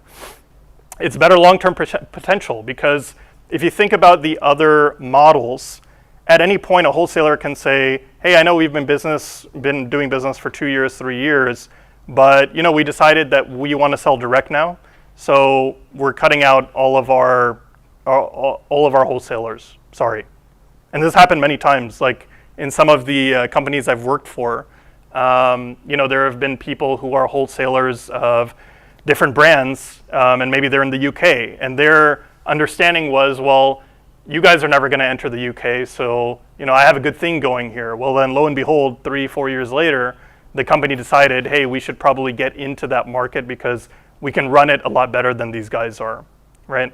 So the long-term potential of private label is better because, again, it goes back to control. You're building real value. You're solving unique problems. How many times have you, looked for something that didn't exist in the market? I feel like halal collagen is a big one. I don't know how many parents of yours have tried to find like halal collagen. I know my mom has, and she's like, I don't know what brand to get. And she ended up getting like a Amazon brand. I think it was Zaytun. I can't remember.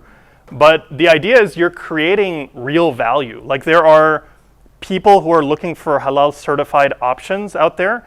And, we should feel very grateful that we live in Houston because there's like a halal meat store 5 minutes from anywhere you are in the city, subhanAllah. But, go to like North Carolina or Ohio in the middle of nowhere, they have to drive like 45 minutes to get to a masjid. So, having this option for a lot of those people is a big deal. And so you're building real value and you're solving unique problems as a result of that. And you have equity in the business. I'm sure you guys know what equity is, right? So you essentially own this entire thing. If you have started it up yourself or you have a partner or whatever it is, you guys have ownership in it, right? You have skin in the game. And when you have equity, you can actually sell that asset because it now becomes an asset, right? You have intellectual property, you have trademarks, you have copyright, you have branding. That product, that brand, can be sold, and typically I think the going rate right now is like 20 to 30 times your monthly profits. So if you're doing 5,000 in profit a month or 10,000 in profit a month, that's anywhere from like 100K to like a 300K payout in cash, if they were to do like a cash payout. But that's a big deal. Like that's like life-changing money for a lot of people. And so how do we take advantage of this, right? I mean, it's like a amazing opportunity that we are kind of like in this window of time that we can build these types of companies and these brands from our computers, like at home, okay? So you do have to start with capital, right? Any business requires some type of capital. Now, private label is gonna cost a bit more because you are doing a lot more as a result, right? You are investing in inventory, you're investing in branding, you're doing everything yourself. And so because you have that complete control, you also have to invest a bit more so that you start out with inventory that ensures that you're not going to run out of stock if you hit the ground running and you launch and you're pretty successful. Now, you're not limited by geography in this model, right? You can work wherever you have a laptop and a Wi-Fi connection is essentially all you need. And you can sell to about 165 million people in the US on Amazon as a platform, and that number keeps growing, obviously. And that doesn't include now TikTok Shop and also driving people to your own website. You can work from anywhere at any time. You can scale without physical locations. So, we know people who are running 8-figure brands, there's like $30 million companies. They don't have any physical offices. They just work remote. They're ensuring that they never run out of stock. They're always placing new inventory orders. And you can scale with or without employees. We know some people who are doing 7 figures. They don't have any employees. They just run everything themselves. Amazon does 80 to 90% of the heavy lifting for them. because they control the logistics aspect of everything. So every single order that they might get, let's say they're selling like 100 or 200 units a day of something, imagine having to ship all of that yourself. It would take you probably hours to do that. Amazon does everything for you, and they actually do it at a lower cost per unit, which is pretty incredible. Okay, so let's get into the case study really quick. And what we're going to do is we're going to follow one member's journey to success online, okay? So this person, as I had mentioned, decided to start a brand about a year and a half ago. And after launching, after about 6 to 8 months, they were doing so well that they decided they were going to quit their full-time job, and now they do this for full-time living, subhanAllah. So there's a lot of questions that come with that, right? So how do you know what to sell, right? What made them decide on the product? Where did they get it from? How did they get it shipped to them?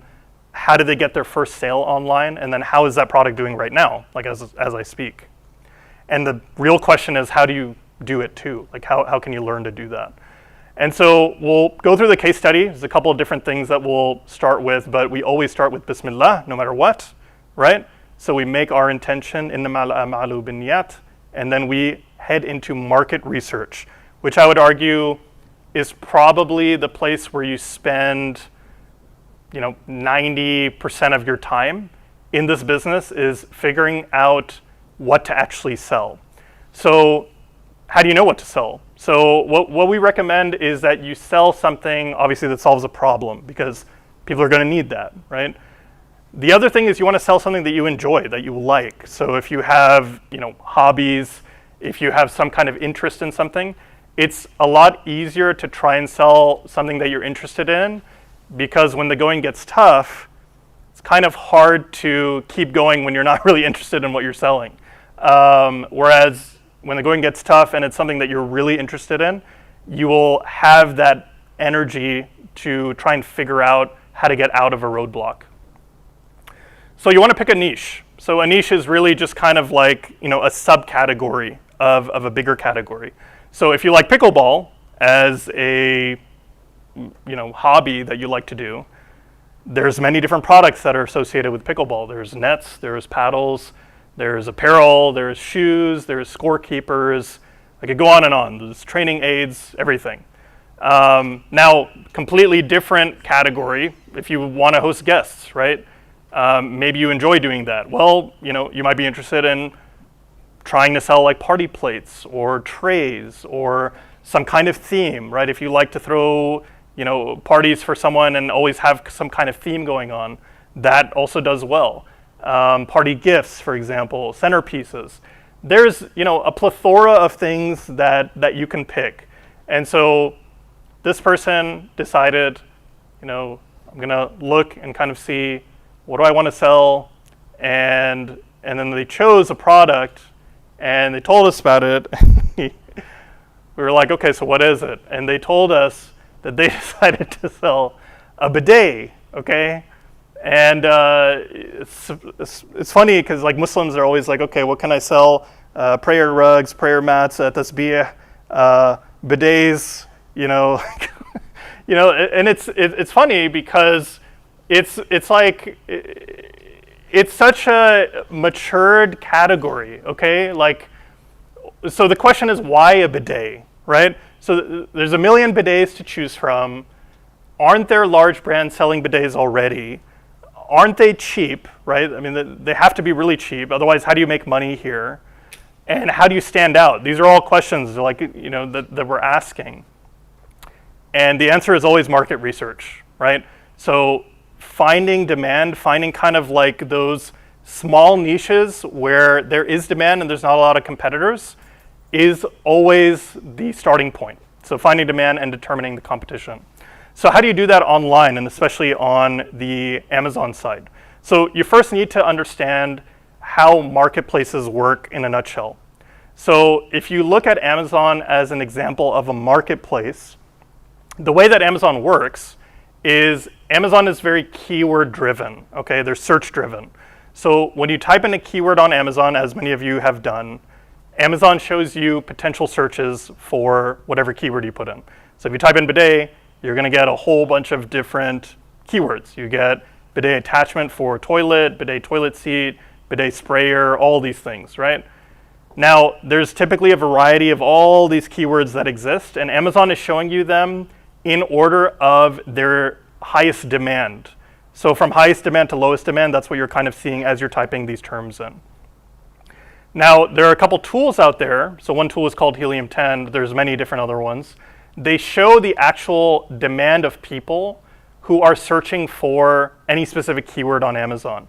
So in this example, if you go into this tool and you type in bidet or whatever other keyword you want, you'll get the search volume on the right side here for that specific term, and there's 219,000 people searching bidet every single month on Amazon. So these are monthly searches. So this is the amount of volume that you can see that is coming into Amazon for any given term, essentially. Now, the other thing you have to understand is that top positions on Amazon are very coveted. They're very, very important. If you think about that example that I just talked about, this 219,000 search volume keyword of bidet, that 219,000 search, all those people, those are real people looking for a bidet, they're coming into this search results page, and usually 60 to 70% of all of that traffic typically goes into one of the top 4 to 5 positions on Amazon. Because if you think about it, I mean, personally, when's the last time that you've ever searched something on Amazon and you went to page 2 because you couldn't find what you were looking for, or page 3 or page 4? And the answer is probably never, like almost never. And the reality is, if you're not in these top positions, you're missing out on 70 to 80% of that traffic that we were just talking about. So this is the top positions of products that are in the top positions on Amazon for the keyword bidet attachment, okay? Now, what you want to know, first off, whenever you're doing market research, is you never want to compete when you have matured competition in any category, usually, okay? So these specific products have tens of thousands of reviews, the first one, second one, and then the fourth one here at the bottom. Now, to get tens of thousands of reviews on Amazon, these people have probably been there for like 10 years, okay? So that doesn't mean that you can't disrupt the category, but it does mean that if you were to try, it's going to cost you a lot of money, a lot of time, and you're not going to be profitable for, I would say many months. And so you need the capital to be able to compete in this specific category. Now, if you saw that, you're like, okay, well, I mean, I'm not getting into this. So let's go back to the drawing board, right? So what other keywords can we look at? Now, portable bidet is another one. So this one has 26,000 people searching for it a month. It's not as much as 219, but 26,000 people, still a lot per month.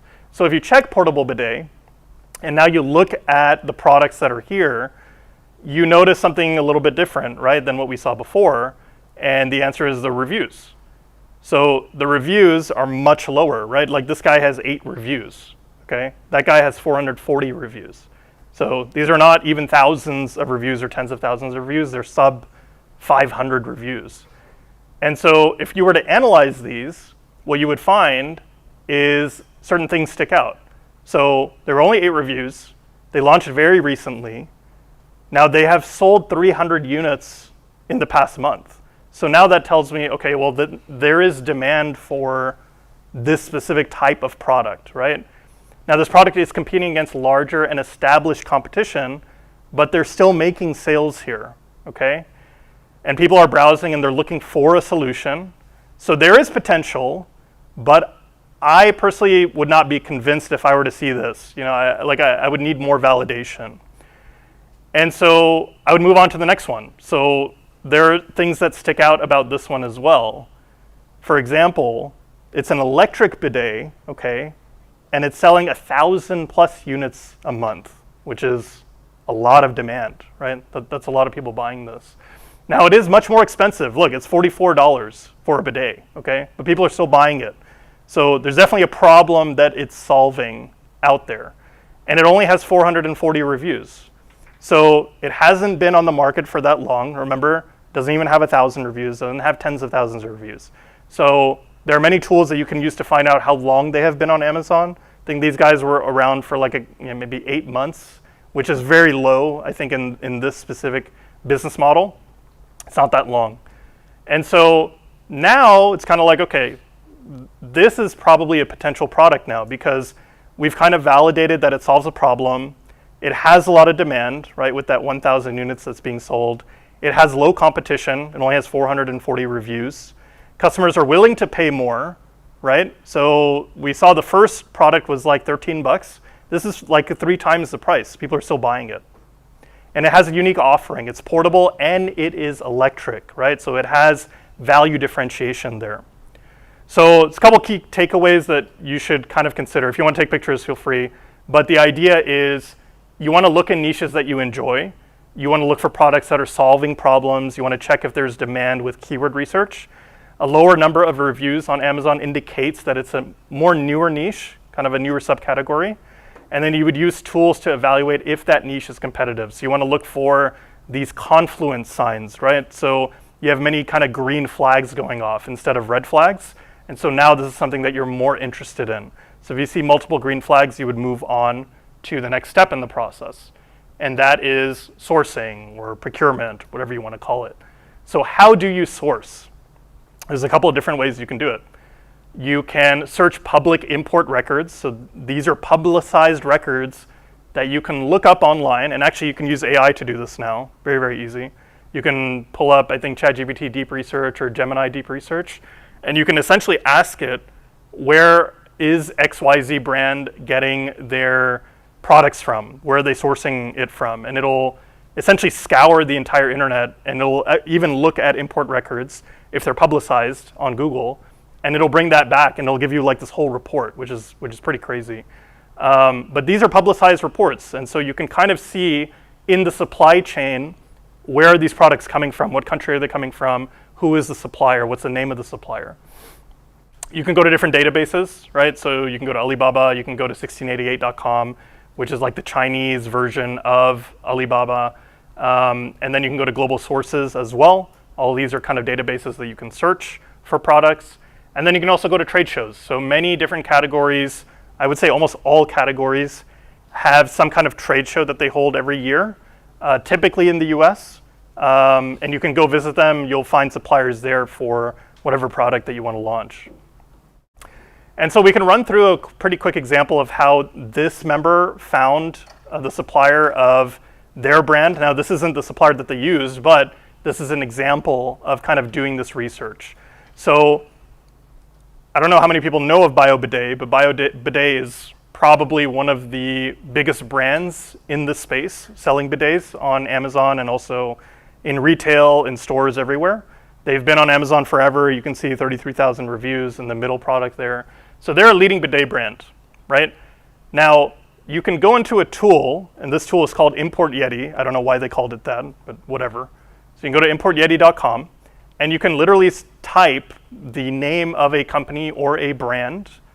And in many cases, you may find that that company has not really wiped their supply chain records from being publicized, because many of them can do that. Many of them don't know that they can do that. And so we found BioBidet just by searching bidet here, and we see their address and everything like that. And if you scroll down on the page, it literally says BioBidet suppliers, and you see this company right there, which is in South Korea. And you see in the product description, this is what they put on the bills of lading, which is basically like the paperwork that allows the product to be shipped from South Korea, for example, to the US. They put on there that this product is a personal hygiene appliance. So you're like, okay, well, let me put 2 and 2 together. And you go to their website, and then you see this, right? So these guys are selling bidets. It's a bidet company. It's in South Korea. And when you compare it to what BioBidet is selling, out of all the bottles that they have, this looks pretty similar, right? And so, they maybe changed like the color there, like the red instead of the blue over there. Then they have like a green tinge over there on the top of that remote part on the side of the seat. But we found the supplier essentially for BioBidet, and it's this company in South Korea. So you can do this with almost any company, any brand, and there's many different ways to do it. But like I said, AI is probably one of the easiest ways now to do this. Now using supplier databases, the most popular option is Alibaba, right? So you can go to alibaba.com, you can type in a search phrase or a keyword search, and it'll come back with a lot of different suppliers who are offering to sell you whatever it is that you're looking for. So this is just a very quick chat that I had with whatever supplier was there, and I said, hey guys, can you give me your best price for like 1,000 units of this, okay? Now, I just want you to know that in the US, there is currently no way to do this. And China has really kind of like, they're like 10 years ahead of anyone. So when anyone talks about, oh, we should manufacture in the US and we should invest in like USA manufacturing, that's gonna take like 15 years, by the way, to actually get up to speed. These guys have already done it. Like, these guys are on Alibaba, on the chat, 24/7, right? Because they know that people are looking for products to buy, and so they've invested a lot of time and effort to make sure that they're always available to chat with anyone. So you can go on there right now, you can go chat with them, you'll get a response within like 30 minutes probably, or an hour, and you can get everything that you need. You can get pictures, you can get videos, you can have them show you how it's gonna come packaged, you can get the weight, right? Like, you can get everything. And so I asked for pricing, so they sent me pricing, so I can kind of find out, okay, well, how much capital do I have? Do I have the budget to launch this?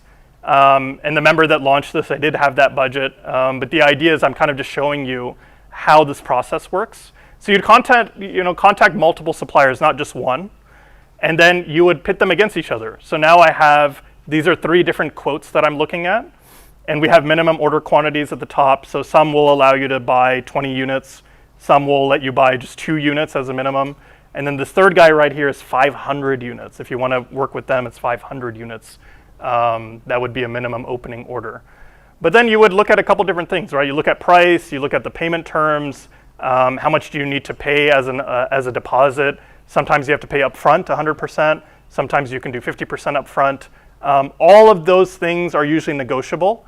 And you also want to look at the annual sales volume. So how big are these companies also? Because you want to usually try to find a sweet spot. You don't want to go with the lowest cost guys, because usually the quality is not going to be good, right?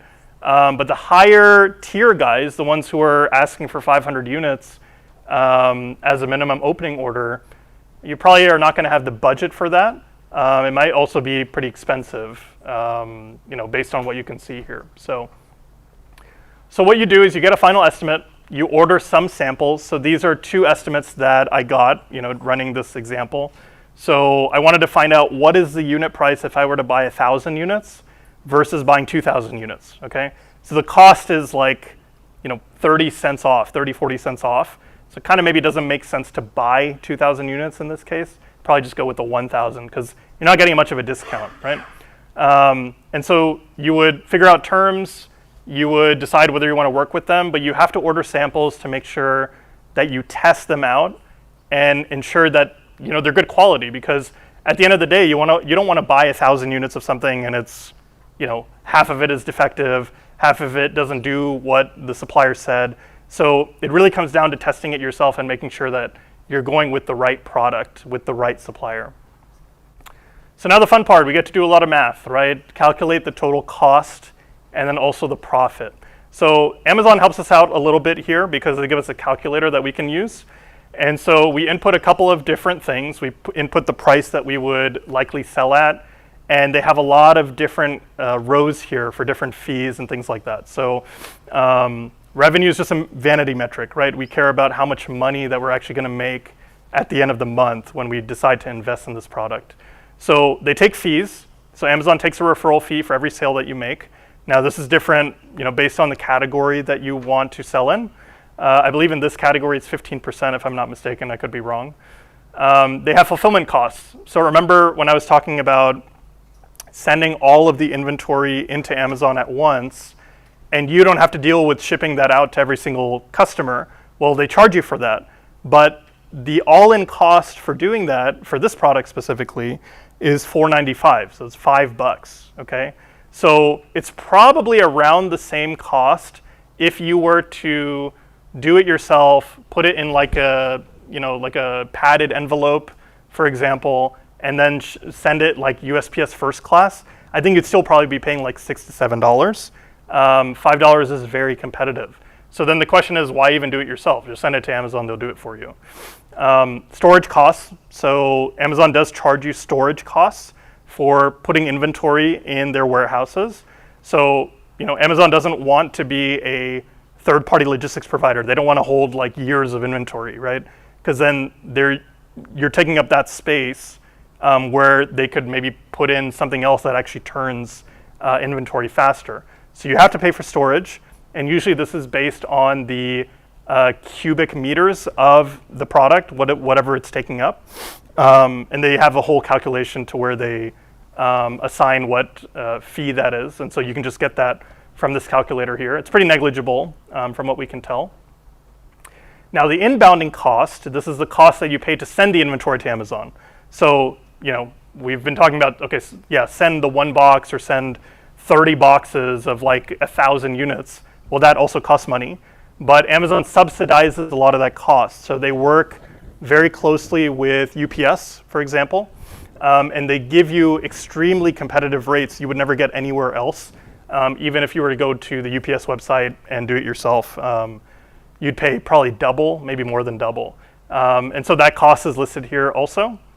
Then you have cost of goods, right? So the cost of goods is basically your cost to purchase from the supplier. Now, that might include like shipping costs, things like that. So it's basically your landed cost. What does it take for you to get that product, whatever you've invested in, bring it to the US, and then be able to sell that 1 unit? So that's what you would put in this field. And then you have miscellaneous costs, right? Like you have to also think about advertising. Like, okay, well, how do I account for that? And again, there's many tools that you can use to kind of estimate that. You can also kind of overestimate, and this is what we usually suggest, is you overestimate how much you're gonna have to pay in advertising per unit, so that even if you were to overestimate and you become a bit more efficient in that advertising spend, you're essentially good, right? So you always wanna overestimate in areas where you don't know the exact costs. And then you get your net margin. So healthy business, typically, let's say 30% margin. I'd say it's pretty good.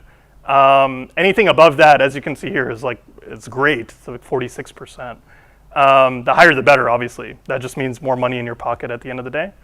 And so out of selling 1,000 units for this product, you can see there's a net profit potential of about $21,000 a month if we were to do this. So you figure out your total cost per unit and your profit per unit using this calculator. So key takeaways here: you want to use import records to find competitor suppliers, as we just did. You want to do your due diligence when you source overseas, right? You want to make sure that you're getting good quality at a decent price, maybe not the lowest price ever, but over time you can negotiate, right? You want to contact multiple suppliers, you want to get samples, you want to negotiate as much as you can, negotiate terms, payment methods, calculate your landed cost and your profit per unit. And then if that all checks out, right, so we haven't even done anything. We haven't even bought any inventory. We have done nothing. We've just used our brains, and we've done some math, and we've scrolled around on the internet for a while, and we've used some tools, and that's it so far, right? So we're still not like 100% sure that we want to go. Yes, it looks like a really good opportunity, but we still need to figure everything else out ahead of time, right? So we move on to logistics from here. So the question is, do I need to ship these orders myself? As I've mentioned many times, I don't know if you guys know this, there's something called Amazon Prime out there. So Amazon Prime is essentially powered by what is called the Fulfillment by Amazon program. So what this program does, what it is essentially, is we send in those products, those units into Amazon, send all that inventory to Amazon, and they enable the Prime badging for your product on their website. And then they ship for you. They do everything for you. They go get it from wherever it is in the warehouse, and they put the label on it, and they send it out to the customer whenever someone orders. So very convenient, much cheaper than shipping yourself, and imagine all the time like that you would have to spend to do this manually, right? Especially if you're scaling up. So how do you ship products into Amazon warehouses? So there's a couple different options, but The two that I think are pretty obvious are if you're sourcing from overseas, you have to get them to the US. So sea shipping is slower, but it is cheaper because this is going to sit on a boat on one of those containers, and it's going to be on the ocean for 6 weeks, maybe 8 weeks. Now air is faster, right? But it's more expensive. So there are products that can work when you do sea shipping, but not when you do air shipping, because the air shipping eats up all of your profit, right? So you have to always think about these things. It might look really good on paper, but for example, if I'm not doing sea shipping, I'm going to lose out on all that profit margin because air is just way too expensive. And then customs fees and tariffs, right? We've all heard tariffs this, tariffs that. Right now, I think it's 30% or it might be more for certain categories.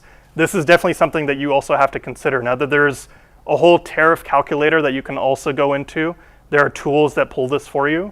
So you have to also include that in all these calculations that you're doing ahead of time. And then the other question is, how much inventory do you have to send to Amazon, right? So can I just buy 100 units? Can I buy 1,000 units? Like, what's a good amount? And the answer is it depends.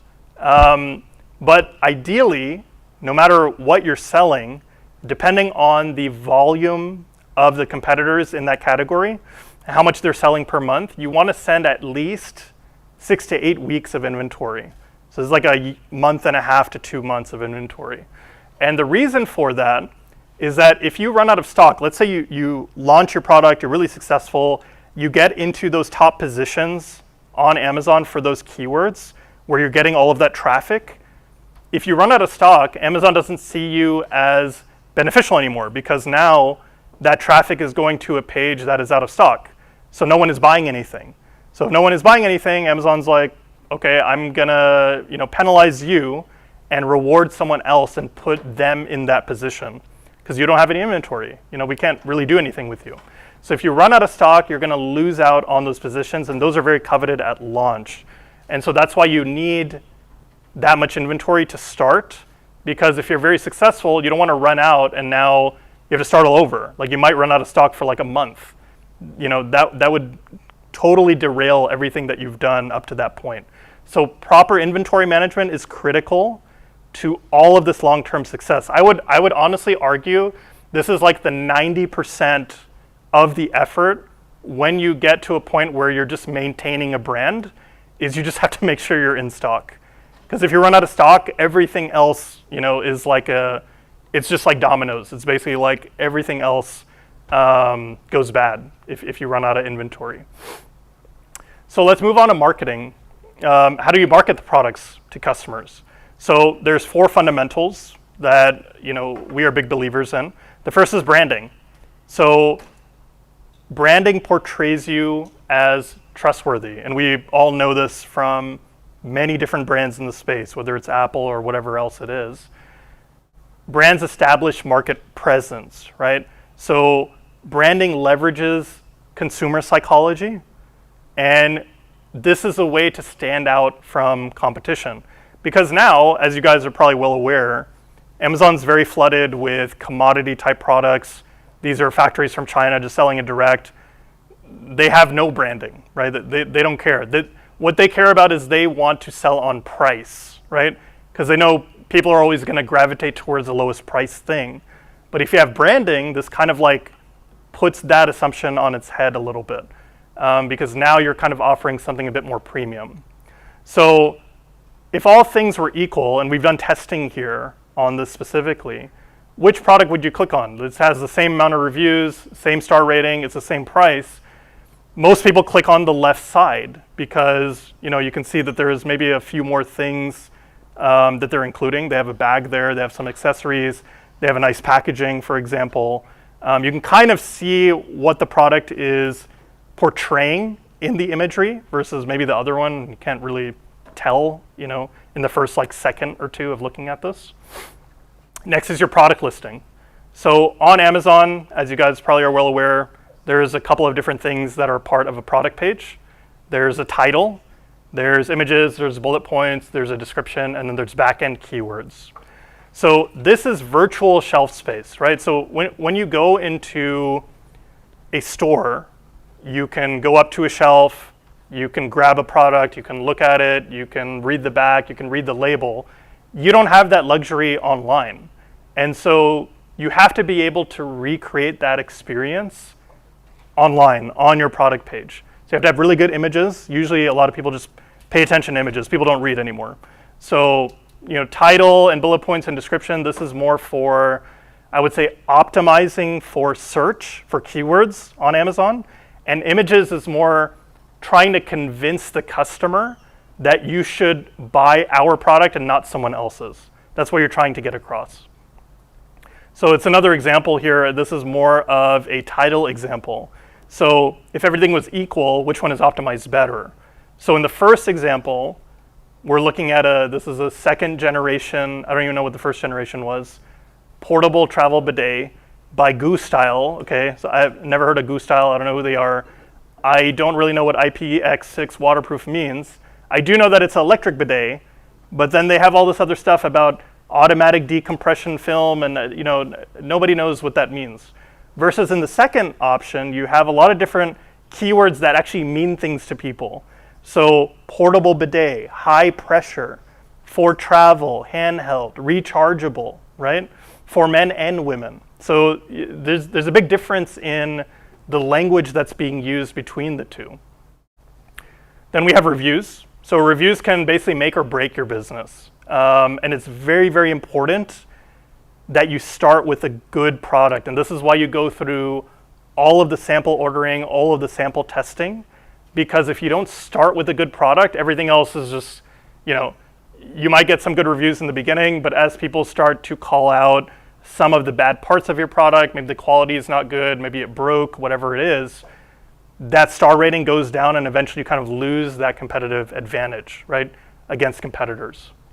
So again, if all things are equal and you're just looking at the star rating, you're probably going to click on the 4.5-star product versus the 4-star, right? It's just like the psychology that kind of Amazon has conditioned us into gravitating towards. And then we have advertising. So advertising is very essential, right? If you don't advertise, no one is ever going to find you. You're going to be stuck on page 5 of Amazon in the black hole of Amazon search results. No one's ever going to see you, right? So advertising is kind of your key to be able to get up to those top positions in search. So Amazon actually makes their sponsored spots, these spots are being paid for by these brands, to be at the top of search results. And maybe you notice, maybe you don't notice, but I think all of Amazon now, probably in the search results, I think almost half of it is all sponsored. It didn't ever used to be like that. It started out, maybe it was like 20%, maybe it was just the top 4 products were sponsored.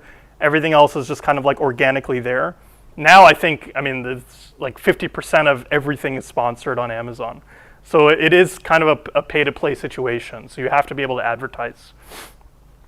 And then we have launch, right?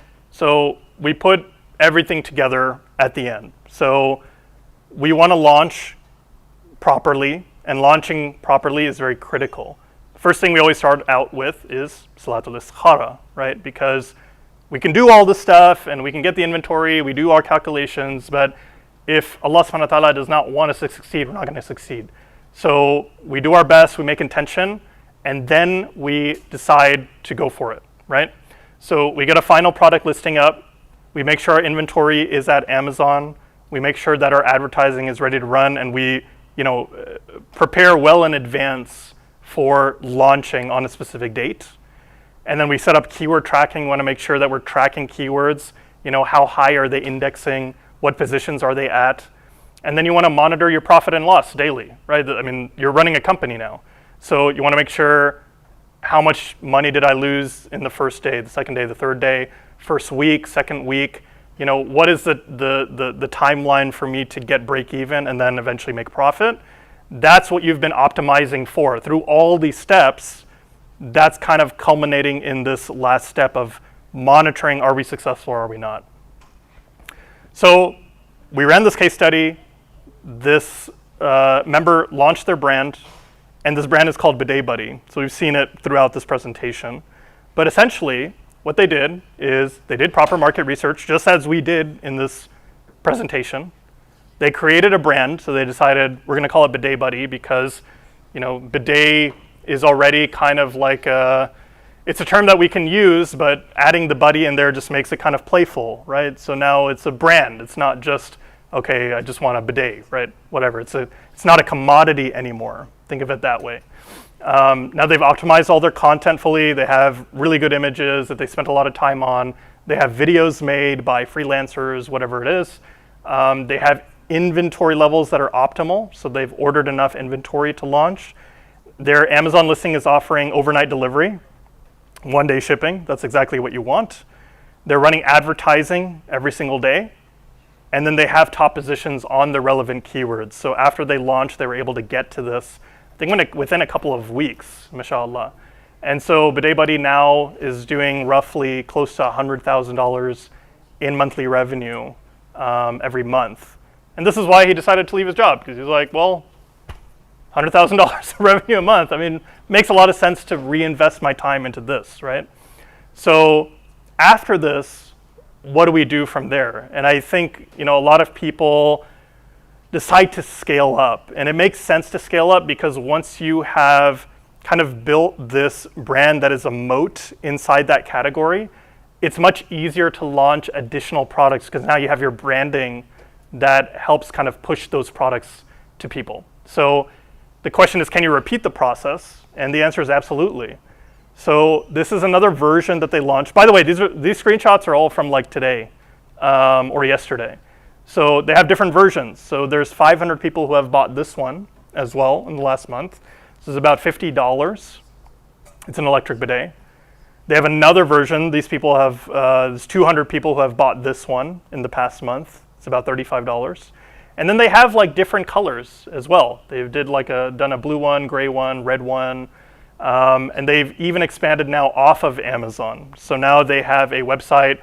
They are getting customers there as well. And they are running this as well as now trying to also launch on TikTok as a marketplace too. So that's really the case study. I think really quickly I'll just talk about what this initiative is. And so surprise, you guys already know, but our initiative is called the AUB Collective. And the AUB Collective is inspired by two historical figures in our history. First is Prophet Ayub alayhi salam, who always turned back to Allah subhanahu wa ta'ala whenever he ran into hardships or when Allah subhanahu wa ta'ala tested him with those hardships. So in the Quran, Allah subhanahu wa ta'ala says, Inna wajadnahu sabira. He was always someone who turned back. He had patience. And Salahuddin Ayyubi, rahimahullah, who Muhammad talked about a lot, was one who also united the ummah at a time of extreme hardship. But it's not just the fact that, we think about Salahuddin Ayyubi as like this rock star figure, like, celebrity person who did everything himself. So that's very, I think, far from the actual truth of what happened. And what it really was Salahuddin had the experience, he had the mentorship, he had the scholars around him. So he lived in a time when, for example, Imam al-Ghazali was coming out with a lot of his works as an example. We had Nuruddin Zingi, who was kind of like his mentor. So all of these people essentially kind of paved the way for him to really do this over time. And we see that kind of through his life and through the books that are written about him. So the AUB Collective kind of sits in the middle of kind of three principles that we really believe in. And the first is Islamic values. So again, this is not about materialism. This is about making sure that we align Islam and the idea of wealth in Islam to what we can actually do in the present, right? So we always have to start with Islamic values. We don't start with, we can be a 7-figure brand or an 8-figure brand. We always think about, it's not about the amount of money that we have. It's about what are the values that are instilled with us. And through those values, that money, because money is a tool, remember, that money can be used for good, inshallah. The second is building economic power in the community. So if we have those values and we can teach people and mentor people to be able to build businesses, especially in our communities, we can build that economic power. So that economic power eventually creates perpetual impact. So you have now communities who maybe have, like for example, Brother Abdul, or Brother Hamza, or Brother Riaz. All of their local communities are now going to benefit from how much zakat they have to pay, how much sadaqah are they giving, for example, right? So we create this perpetual impact in many of these different cities. And over time, whether it's in LA or New York or Houston, wherever it may be, in 20, 30, 50 years, we've created a system to where Muslims now have this economic power that they can use in other facets of society. And so what do? So we create businesses rooted in Islam. I think that's the first thing. We build that economic power by doing that. And then we elevate the ummah at scale as a result of that.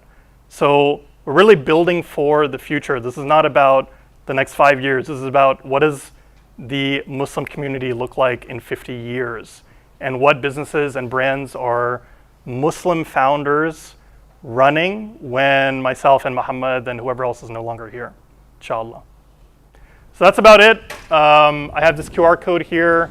We have a free school community that you can join, inshallah. You can go to school.com/ayubi. And we have a lot more content that you can watch over there for free. We have calls about sourcing. We have a call with Sheikh Joe Bradford, who did a whole, I think it's like a 2-hour presentation on e-commerce as a business model and how it aligns with fiqh in Islam. He also talked about zakat. We also have an interview with a seller who sold their business actually, and what that kind of looked like for them.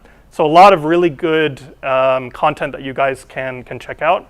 And then we also have coaching programs. If you know anyone who might be interested in learning more about this, feel free to give them that link or visit yourself and get in touch with us, inshallah. So I think that's it. I think we'll open it to questions if we have time. No, it's 8:39, so we're kind of over, but okay, sure. Yeah, go ahead. Some of the example listings that you had, I saw that some of the products were at discount. So is that something that he did himself, or was it something Amazon did? So discounts are always going to be something that the seller does. So Amazon is never going to force you to run any kind of discount or any type of promotion. Now the psychology of people who are selling on Amazon, especially during like sales events, so you have like Prime Day, you have Black Friday, Cyber Monday, the way that the Amazon algorithm works is that if there is a sale event going on and you're not running a sale, all of the other competitors in your niche are getting those sales as a result. And so Amazon sees them as more relevant and pushes them up in the search results. And they won't reward you. And so it's kind of like a, like cat and mouse situation. Like you kind of have to do it if you don't want to get left behind from everyone else. But short answer is Amazon doesn't force the discounts. You can decide whether you want to promote a discount or not. Yeah, go ahead. Yeah, I was going to ask the products that you showed with the bidet, like there was a high level of customization, branding, packaging. Yeah. So after you get the product from the supplier in China, how do you do all of that coloring, customization?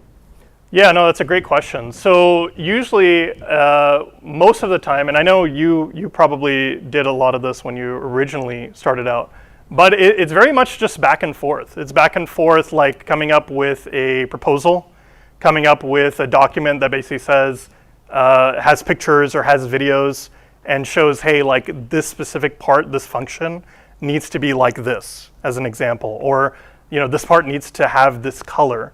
And what you'll do is you'll go back and forth many different times. So you have many different iterations. So you might change a couple of things. They do that. They send you another sample. And now you test out that sample. And you look at everything that they changed. And if maybe they were off on something, then now you create another document, right? So you have like this ever-living document that you're continuing to add on to and work with them to modify. So eventually you go through multiple iterations of that until you're finally like, okay, like this is good to go.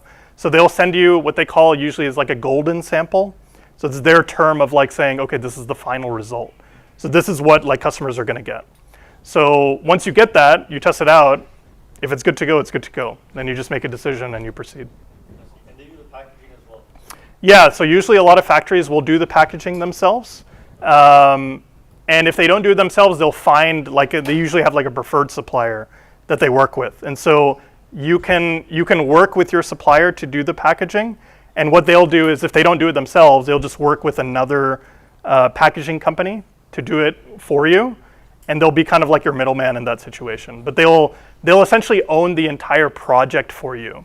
So they're kind of like your contact through the whole thing. Also, just it's not, first of all, China is an amazing place to manufacture. So as a Muslim collective, we do wish that there was better industry in some Muslim countries, and it exists. Turkey manufactures, Pakistan manufactures, but you have to give credit where credit is due. China has built up, every single possible industry you can imagine, so whenever you source from China, like Raheel was saying, they take care of everything from A to Z. So if you do want to source from somewhere like Pakistan or Turkey or Egypt, they might be able to have that one part that you're looking for, but everything else you have to take care of yourself. And that's not the case in China. They will manufacture every single part. Some parts come what they call over the shelf. Others, though, they are basically, you have to pay for a mold. So you'll hear that a lot whenever you're trying to make a product. They're going to say, well, we don't make this. You have to pay for the mold. Some molds are cheaper, some molds are expensive. Some molds can be as little as $300. So it's like an upfront fee to basically build some sort of a mold, if you know what I'm talking about. I don't know how to define it, but it's like a prototype, basically. Yeah. Also the skeleton, essentially. So that way they can fill it with whatever it is that they're like glass or plastic or metal. They fill it that mold, and then you create your product. So some molds are cheap, some molds are like $10,000+. So you have to make that decision depending on how much you want to invest in that product, how confident you are in the niche. But just generally speaking, when you see that product, what's often the case, what I like to call, like a strategy that I like to adopt in terms of launching a product that's economically, feasible, like it doesn't have much startup capital, but it's still different. You want to find something where either the molds are cheap or some parts of it are not available for everyone. So a lot of products are over the counter, over the shelf, off the shelf. Like you could probably find that exact bidet in China, but maybe a certain part of it. So the packaging is the most obvious, but there are maybe certain features. So for example, you might be able to increase the jet power, the nozzle, the pressure. Maybe that'll be something special that makes you stand out. You have a more powerful jet than all the other competitors. And then you pay a little bit extra for them to kind of modify their manufacturing capabilities or their manufacturing process to get that extra special feature that nobody else has. Of course, depending on whether it's patented or not, it might be easy to copy you. But the point is you want to be as unique as possible without kind of bringing on those extra costs that may come with being unique, like a very expensive mold. So it's kind of like a compromise. There are people who want to go all in and they invest $100K in a product. They pay for the molds. They're special. They're different. No one can copy them because nobody else wants to drop $100K. And then there are other people that they just take it easy and they start small and then they build it from there. Believe it or not, it's not as hard as you think to be unique. Like you don't always need a patent. Sometimes it's as simple. Believe it or not, I don't want to give away too much of our brother who's selling this, but his unique feature was very, very, very basic, but it worked. That feature was helped him sell and stand out from everyone else. Yeah, go ahead. Okay, so my question is when you make a purchase of large orders, for example, 1,000, 2,000, right? What assurances do you have that once the funds have been transferred, all the product will be shipped to you, and secondly, the golden product that you have received, all the 1,000 packages that come to you are the exact same quality. Do you have any assurances once you transfer them? That's a good question. So the first thing I would say is that you can actually hire third-party verification services to do the inspections for you at the factories. So there's many sellers who maybe sell, for example, very complex products that maybe require assembly. So in those products, it's very critical that everything that they package and all the parts are in those specific products. They can't have a situation where they're missing a piece, because if someone gets a product that's missing a piece, they're just going to return it. So we know people who run inspections on every single order that they place with their factories. We know people who maybe have done it once or twice in the beginning, and at some point they trust their suppliers because maybe they're much bigger, for example. And so at a certain point, they don't really need to do the inspections, but at any given time, obviously, there's always risk with that. So you never know what could happen. So ideally, you'd probably want to do inspections every single time you order. Your second question was related to what specifically? I forgot. So the first part was like if you actually receive all the shipments, like for example, if you pay for like 1,000 Yeah. products, you actually receive 1,000 products. Right. Yes. Yeah. So I would say that is more of if you're talking about risk from a payment standpoint, you just want to use payment terms that make sense. For example, I think on Alibaba you can now pay. You've been able to pay with PayPal, I believe, is one option, which I think a lot of people feel reassured about. The other thing is that they have something called trade assurance. So let's say that you pay for this shipment or all this inventory and the supplier shorts you, or they never ship it to you. So Alibaba can step in and basically refund you for that entire thing. And usually they take the buyer's side in most cases. So those two, I think, are one of the bigger ways to kind of get around that. I think scams still exist, but I think they're not as prevalent as they used to be, maybe like 10 years ago. Back then, I mean, it's very prevalent that you could get scammed. I think now Alibaba has probably invested so much in their platform, their technology, and also using these payment methods that it's not as much of a risk. And so, yeah, I don't know if you want to add anything. Yeah. So Alibaba is basically like, let's say you're all by yourself, you're not part of that UB collective, you want to protect yourself. Alibaba is probably the easiest and the best way to go. Back when I started in Alibaba, I was literally, there was no trade assurance, there was no PayPal. Yeah. I was literally sending money through Western Union. It felt so shady. But alhamdulillah, I didn't get scammed on a very big level. But no major things. But to answer your question, you start with Alibaba Trade Assurance. But once you start building relationships with people in China, that's when you start using what's called a sourcing agent or a trading agent. So let's say you buy a product from someone.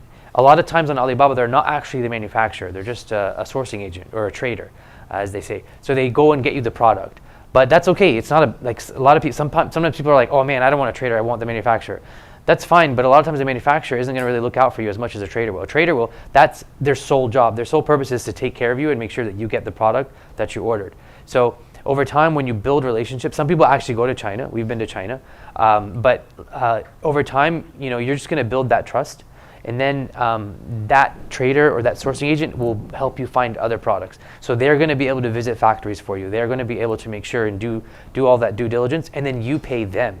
So you're only responsible for the product that they are going to provide for you. So if they don't deliver and you have that relationship, I've had a supplier or an agent just refund me everything. She said the manufacturer changed their mind. They took your product and sold it to someone else. So she literally refunded me about $30,000, actually more than $30,000. So yeah, so you have to have those kind of eyes and ears on the ground. That's kind of, I would say, a more advanced level than Alibaba Trade Assurance, but Alibaba Trade Assurance is great. I recommend starting there. It's easiest because it's like buying off Amazon. You don't like it, you just file a claim, and then they'll freeze the payment for the manufacturer or the seller, and then they have to work like it's very in favor of the buyer. That's what I want to say. Usually, kind of like Amazon is. Amazon always favors the buyer over the seller. But as you adapt and grow, you'll probably start using more people on the ground, you inspection services. And then the last thing that I would say, which I don't think Raheel mentioned, is payment terms. So when you're first starting out, you always want to negotiate payment terms. And usually I would say the default, like the average, is 30-70. So you pay 30 to start production, but you only pay the remaining 70% until or when it's finally ready during that final inspection process or even after it's shipped. So once it's shipped, a lot of times they'll accept payment after the freight forwarder has picked up the goods. So once it's no longer in their possession, then you pay. The only thing is you have to kind of negotiate with them. The freight forwarder will not release the BOL, or they will not basically allow it to be released in the US stateside until you pay. So it's kind of like an escrow relationship where the freight forwarder picks up, but you can't get it, or it's not going to be released until you pay. It's very fair, and it's very kind of, it puts both parties at ease. Once you kind of become more advanced, we have some sellers that literally pay nothing. They ship it, they receive it, it's in Amazon, and then like 30, 60 days later, that's when they pay. That's how good their relationship is. Yeah. So it all depends on how strong your relationship is with your point of contact or your factory in China. And then you also, it depends on your negotiating power too. Some factories are like, no, we want 50% up front. And if you want to do business with them, that's what you're going to. But it's very rare, to be honest. Actually, I've never met a manufacturer or anyone that said we want 100% of payment up front. If they do, that's a red flag. They never ask for 100% of payment up front. And so it's in their best interest. Like Raheel said, it's no longer, scams are not as prevalent because it's not really in their interest to scam you. Because if they are you're gonna pay 30%. Like let's say you start small, you order 1,000 units, and the product costs $3, so that's 3,000. 30% is less than $1,000. So of course we don't want you to lose that 1,000, but they're not, it's not really worth it, because then you can report them, and if you pay through Alibaba, they're gonna get stuck in that money's gonna get stuck in Alibaba. It's gonna be a big hassle. So it's not in their favor to scam anymore. Whereas back in the day when you were paying through Western Union, it was very easy. Put up a fake factory page, you make $1,000 and you disappear. So yeah, payment terms it becomes very important as you grow. And it's very important for cash flow too. It's actually not about scams. It's really about cash flow, because especially in the holiday season, when you want to, you have to like load up on inventory. But let's say you're ramping up, like as your sales go up, like with Bidet Buddy, his sales are going up, so he doesn't necessarily have the money to pay for the new stock that he's paying for, because he has the stock that's in the warehouse that he's selling right now. So sometimes you have cash flow issues, and those payment terms are very important for cash flow. Yeah. I was gonna ask, like, what age did y'all start, and then while you're building yourself up, like, maybe what type of like changes in your strategy or mindset did you implement to kind of make it and like start actually like scaling up and really build a name for yourself? Okay, I'll take you that. first. Bismillah. So I started researching and wanting to sell on Amazon when I was 25. So what inspired me was I took a course called Visionaire from Sheikh Mohammad Sharif. Anyone heard of him? Founder of Al-Maghrib. You guys heard of Al-Maghrib Institute? So he's the founder of Al-Maghrib, mashallah. So he brought all the big shuyukh together. Sheikh Yasser Qadi, Sheikh Amr Sulaiman, they all started at Al-Maghrib. So Sheikh Mohammad Sharif, rahimahullah, he passed away a few years ago. But I took a course, Visionaire. It was basically how to structure your goals with dua. So basically you think, where do I want to go in life? And then you take that goal and you put it in the form of a dua, and then you make that dua every day. So I started making a dua. I wasn't really happy with my job as a chemical engineer. I was a Muslim in corporate America. People were favored over me, even though I felt like I was much better at my job than they were. So I was like, man, forget this. I want to leave. And I wanted to quit. So I started making dua. I wanted to quit within 2 years. And then I was like trying to figure out what to do. And believe it or not, I wanted to sell bidets. So yeah. The typical Muslim product. I didn't end up selling bidets, but I was making dua. As I was building my website to sell bidets, literally, I had no idea about Amazon. The masjid that I was, that I would pray at every day, it's here in Houston. They were like, yeah, we're going to do a business workshop. And I was like, maybe I'll learn a thing or two, and then, take that tip and then kind of go back and continue on my way. So in the workshop, the brother, he stood kind of like how I'm sitting here, and he's like, if you want to quit your job, then you can quit your job within a few months. Of course, it didn't take me a few months, it took me 2 years, but I did it, and I was able to quit my job. And he basically said, stop whatever you're doing. If you want to buy apartment complexes or open a restaurant, stop all of that. Right now, sell on Amazon. It's the fastest way to quit your job. And that was like a sign from Allah subhanahu wa ta'ala to me, and that basically gave me the energy to stay up till 2, 3, 4 a.m. every night while I was going to my job every day. Of course, I got burnt out. Don't recommend it. But you have to have that. You said that mindset, right? What is the mindset? So one of the mindsets that I was taught in Visionaire and how to get your dua manifested and answered is to follow the hadith. Ud'u Allah wa antum muqinuna bil ijaba. Make dua to Allah and be certain that He's going to answer it. So there's a lot of like secrets to dua, right? That's one of them. There's like 10. If, maybe if you guys join AUB, we can go over all of them together. But there's so many secrets to things like dua that if you implement them, the whole world is at your feet. And one of them is basically making dua with certainty, making dua for something that makes you excited. You want to imagine, that the end result. Non-Muslims do this too. They call it visualization. So for us, it's really about asking Allah subhanahu wa ta'ala and being certain that He's going to answer it. And you're certain that He's going to answer it by actually imagining yourself with whatever it is that you want. So I would imagine myself, being able to quit my job and spending more time with my kids and so on and so forth. And then alhamdulillah, Allah subhanahu wa ta'ala granted me that. So I think, I think to answer your question about mindset, having that mindset, that crystal clear, like where do you want to be in 5 years? Where do you want to be in 10 years? Put that vision, whatever it is. Some people, they'll put like a background on their phone or screensaver on their phone, or they'll put it on their computer. That works, however you want to imagine it. But just, or whenever you do sujood, have that vision, and then make dua for that vision, and then just be certain that Allah subhanahu wa ta'ala is going to get you there. With no doubt. It has to be something that makes you excited. If it makes you scared, it's not going to work. It has to make you really excited for it. I can't beat that story. But I think what I can say is this was never my career path or choice. I never went to the business school at UH. In fact, I didn't know what I wanted to do. So, and I'll just mention my history briefly so that maybe it helps you guys kind of feel good about where you are in school. So I joined U of H on a full scholarship. I was going to join the engineering program. I failed calculus my first semester because I stopped caring about school a little bit. I got the scholarship revoked from me, went to HCC for a semester, came back to U of H. My parents were very upset. They were like, "You're going to pre-med, bro. There's no other path for you." So I started on the pre-med track, chem and bio and whatever else. And then around 2011, so I worked in a hospital for about a year. I didn't really like it. I mean, I realized I don't know if I could see myself doing this. And subhanAllah, it's pretty crazy. I had a friend, his brother opened up essentially a company selling products online. And they were security cameras, security systems. And I had just left that hospital job. I'm a Royal Herman.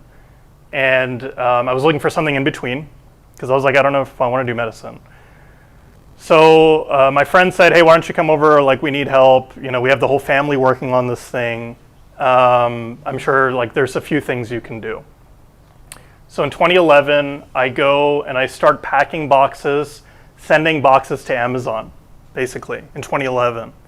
And it's essentially I'm packing boxes. I'm literally packing boxes, taping them up, and then UPS comes. There's 100 boxes against the wall, and they pick it up and they send it to Amazon. And I stayed at that company for 7 years because I was the first non-family hire, and that company grew to almost 70 employees in 7 years just by selling online. So they would sell on Amazon primarily. They also had a website, and then they were on other channels like eBay and everything. Amazon was probably 80% of the business. So I didn't know anything about Amazon. I had nothing to do with e-commerce. I'd never been on the phone with customers. So they kept putting me in different positions to where I was forced to just learn this stuff. But what was really interesting was that I was very passionate about it. So I would stay up till 11 o'clock, trying to figure out, how to best scale the company more. How do we sell more security cameras or more systems? And I basically worked every single job in that company up until 7 years later. And that's essentially where I learned everything.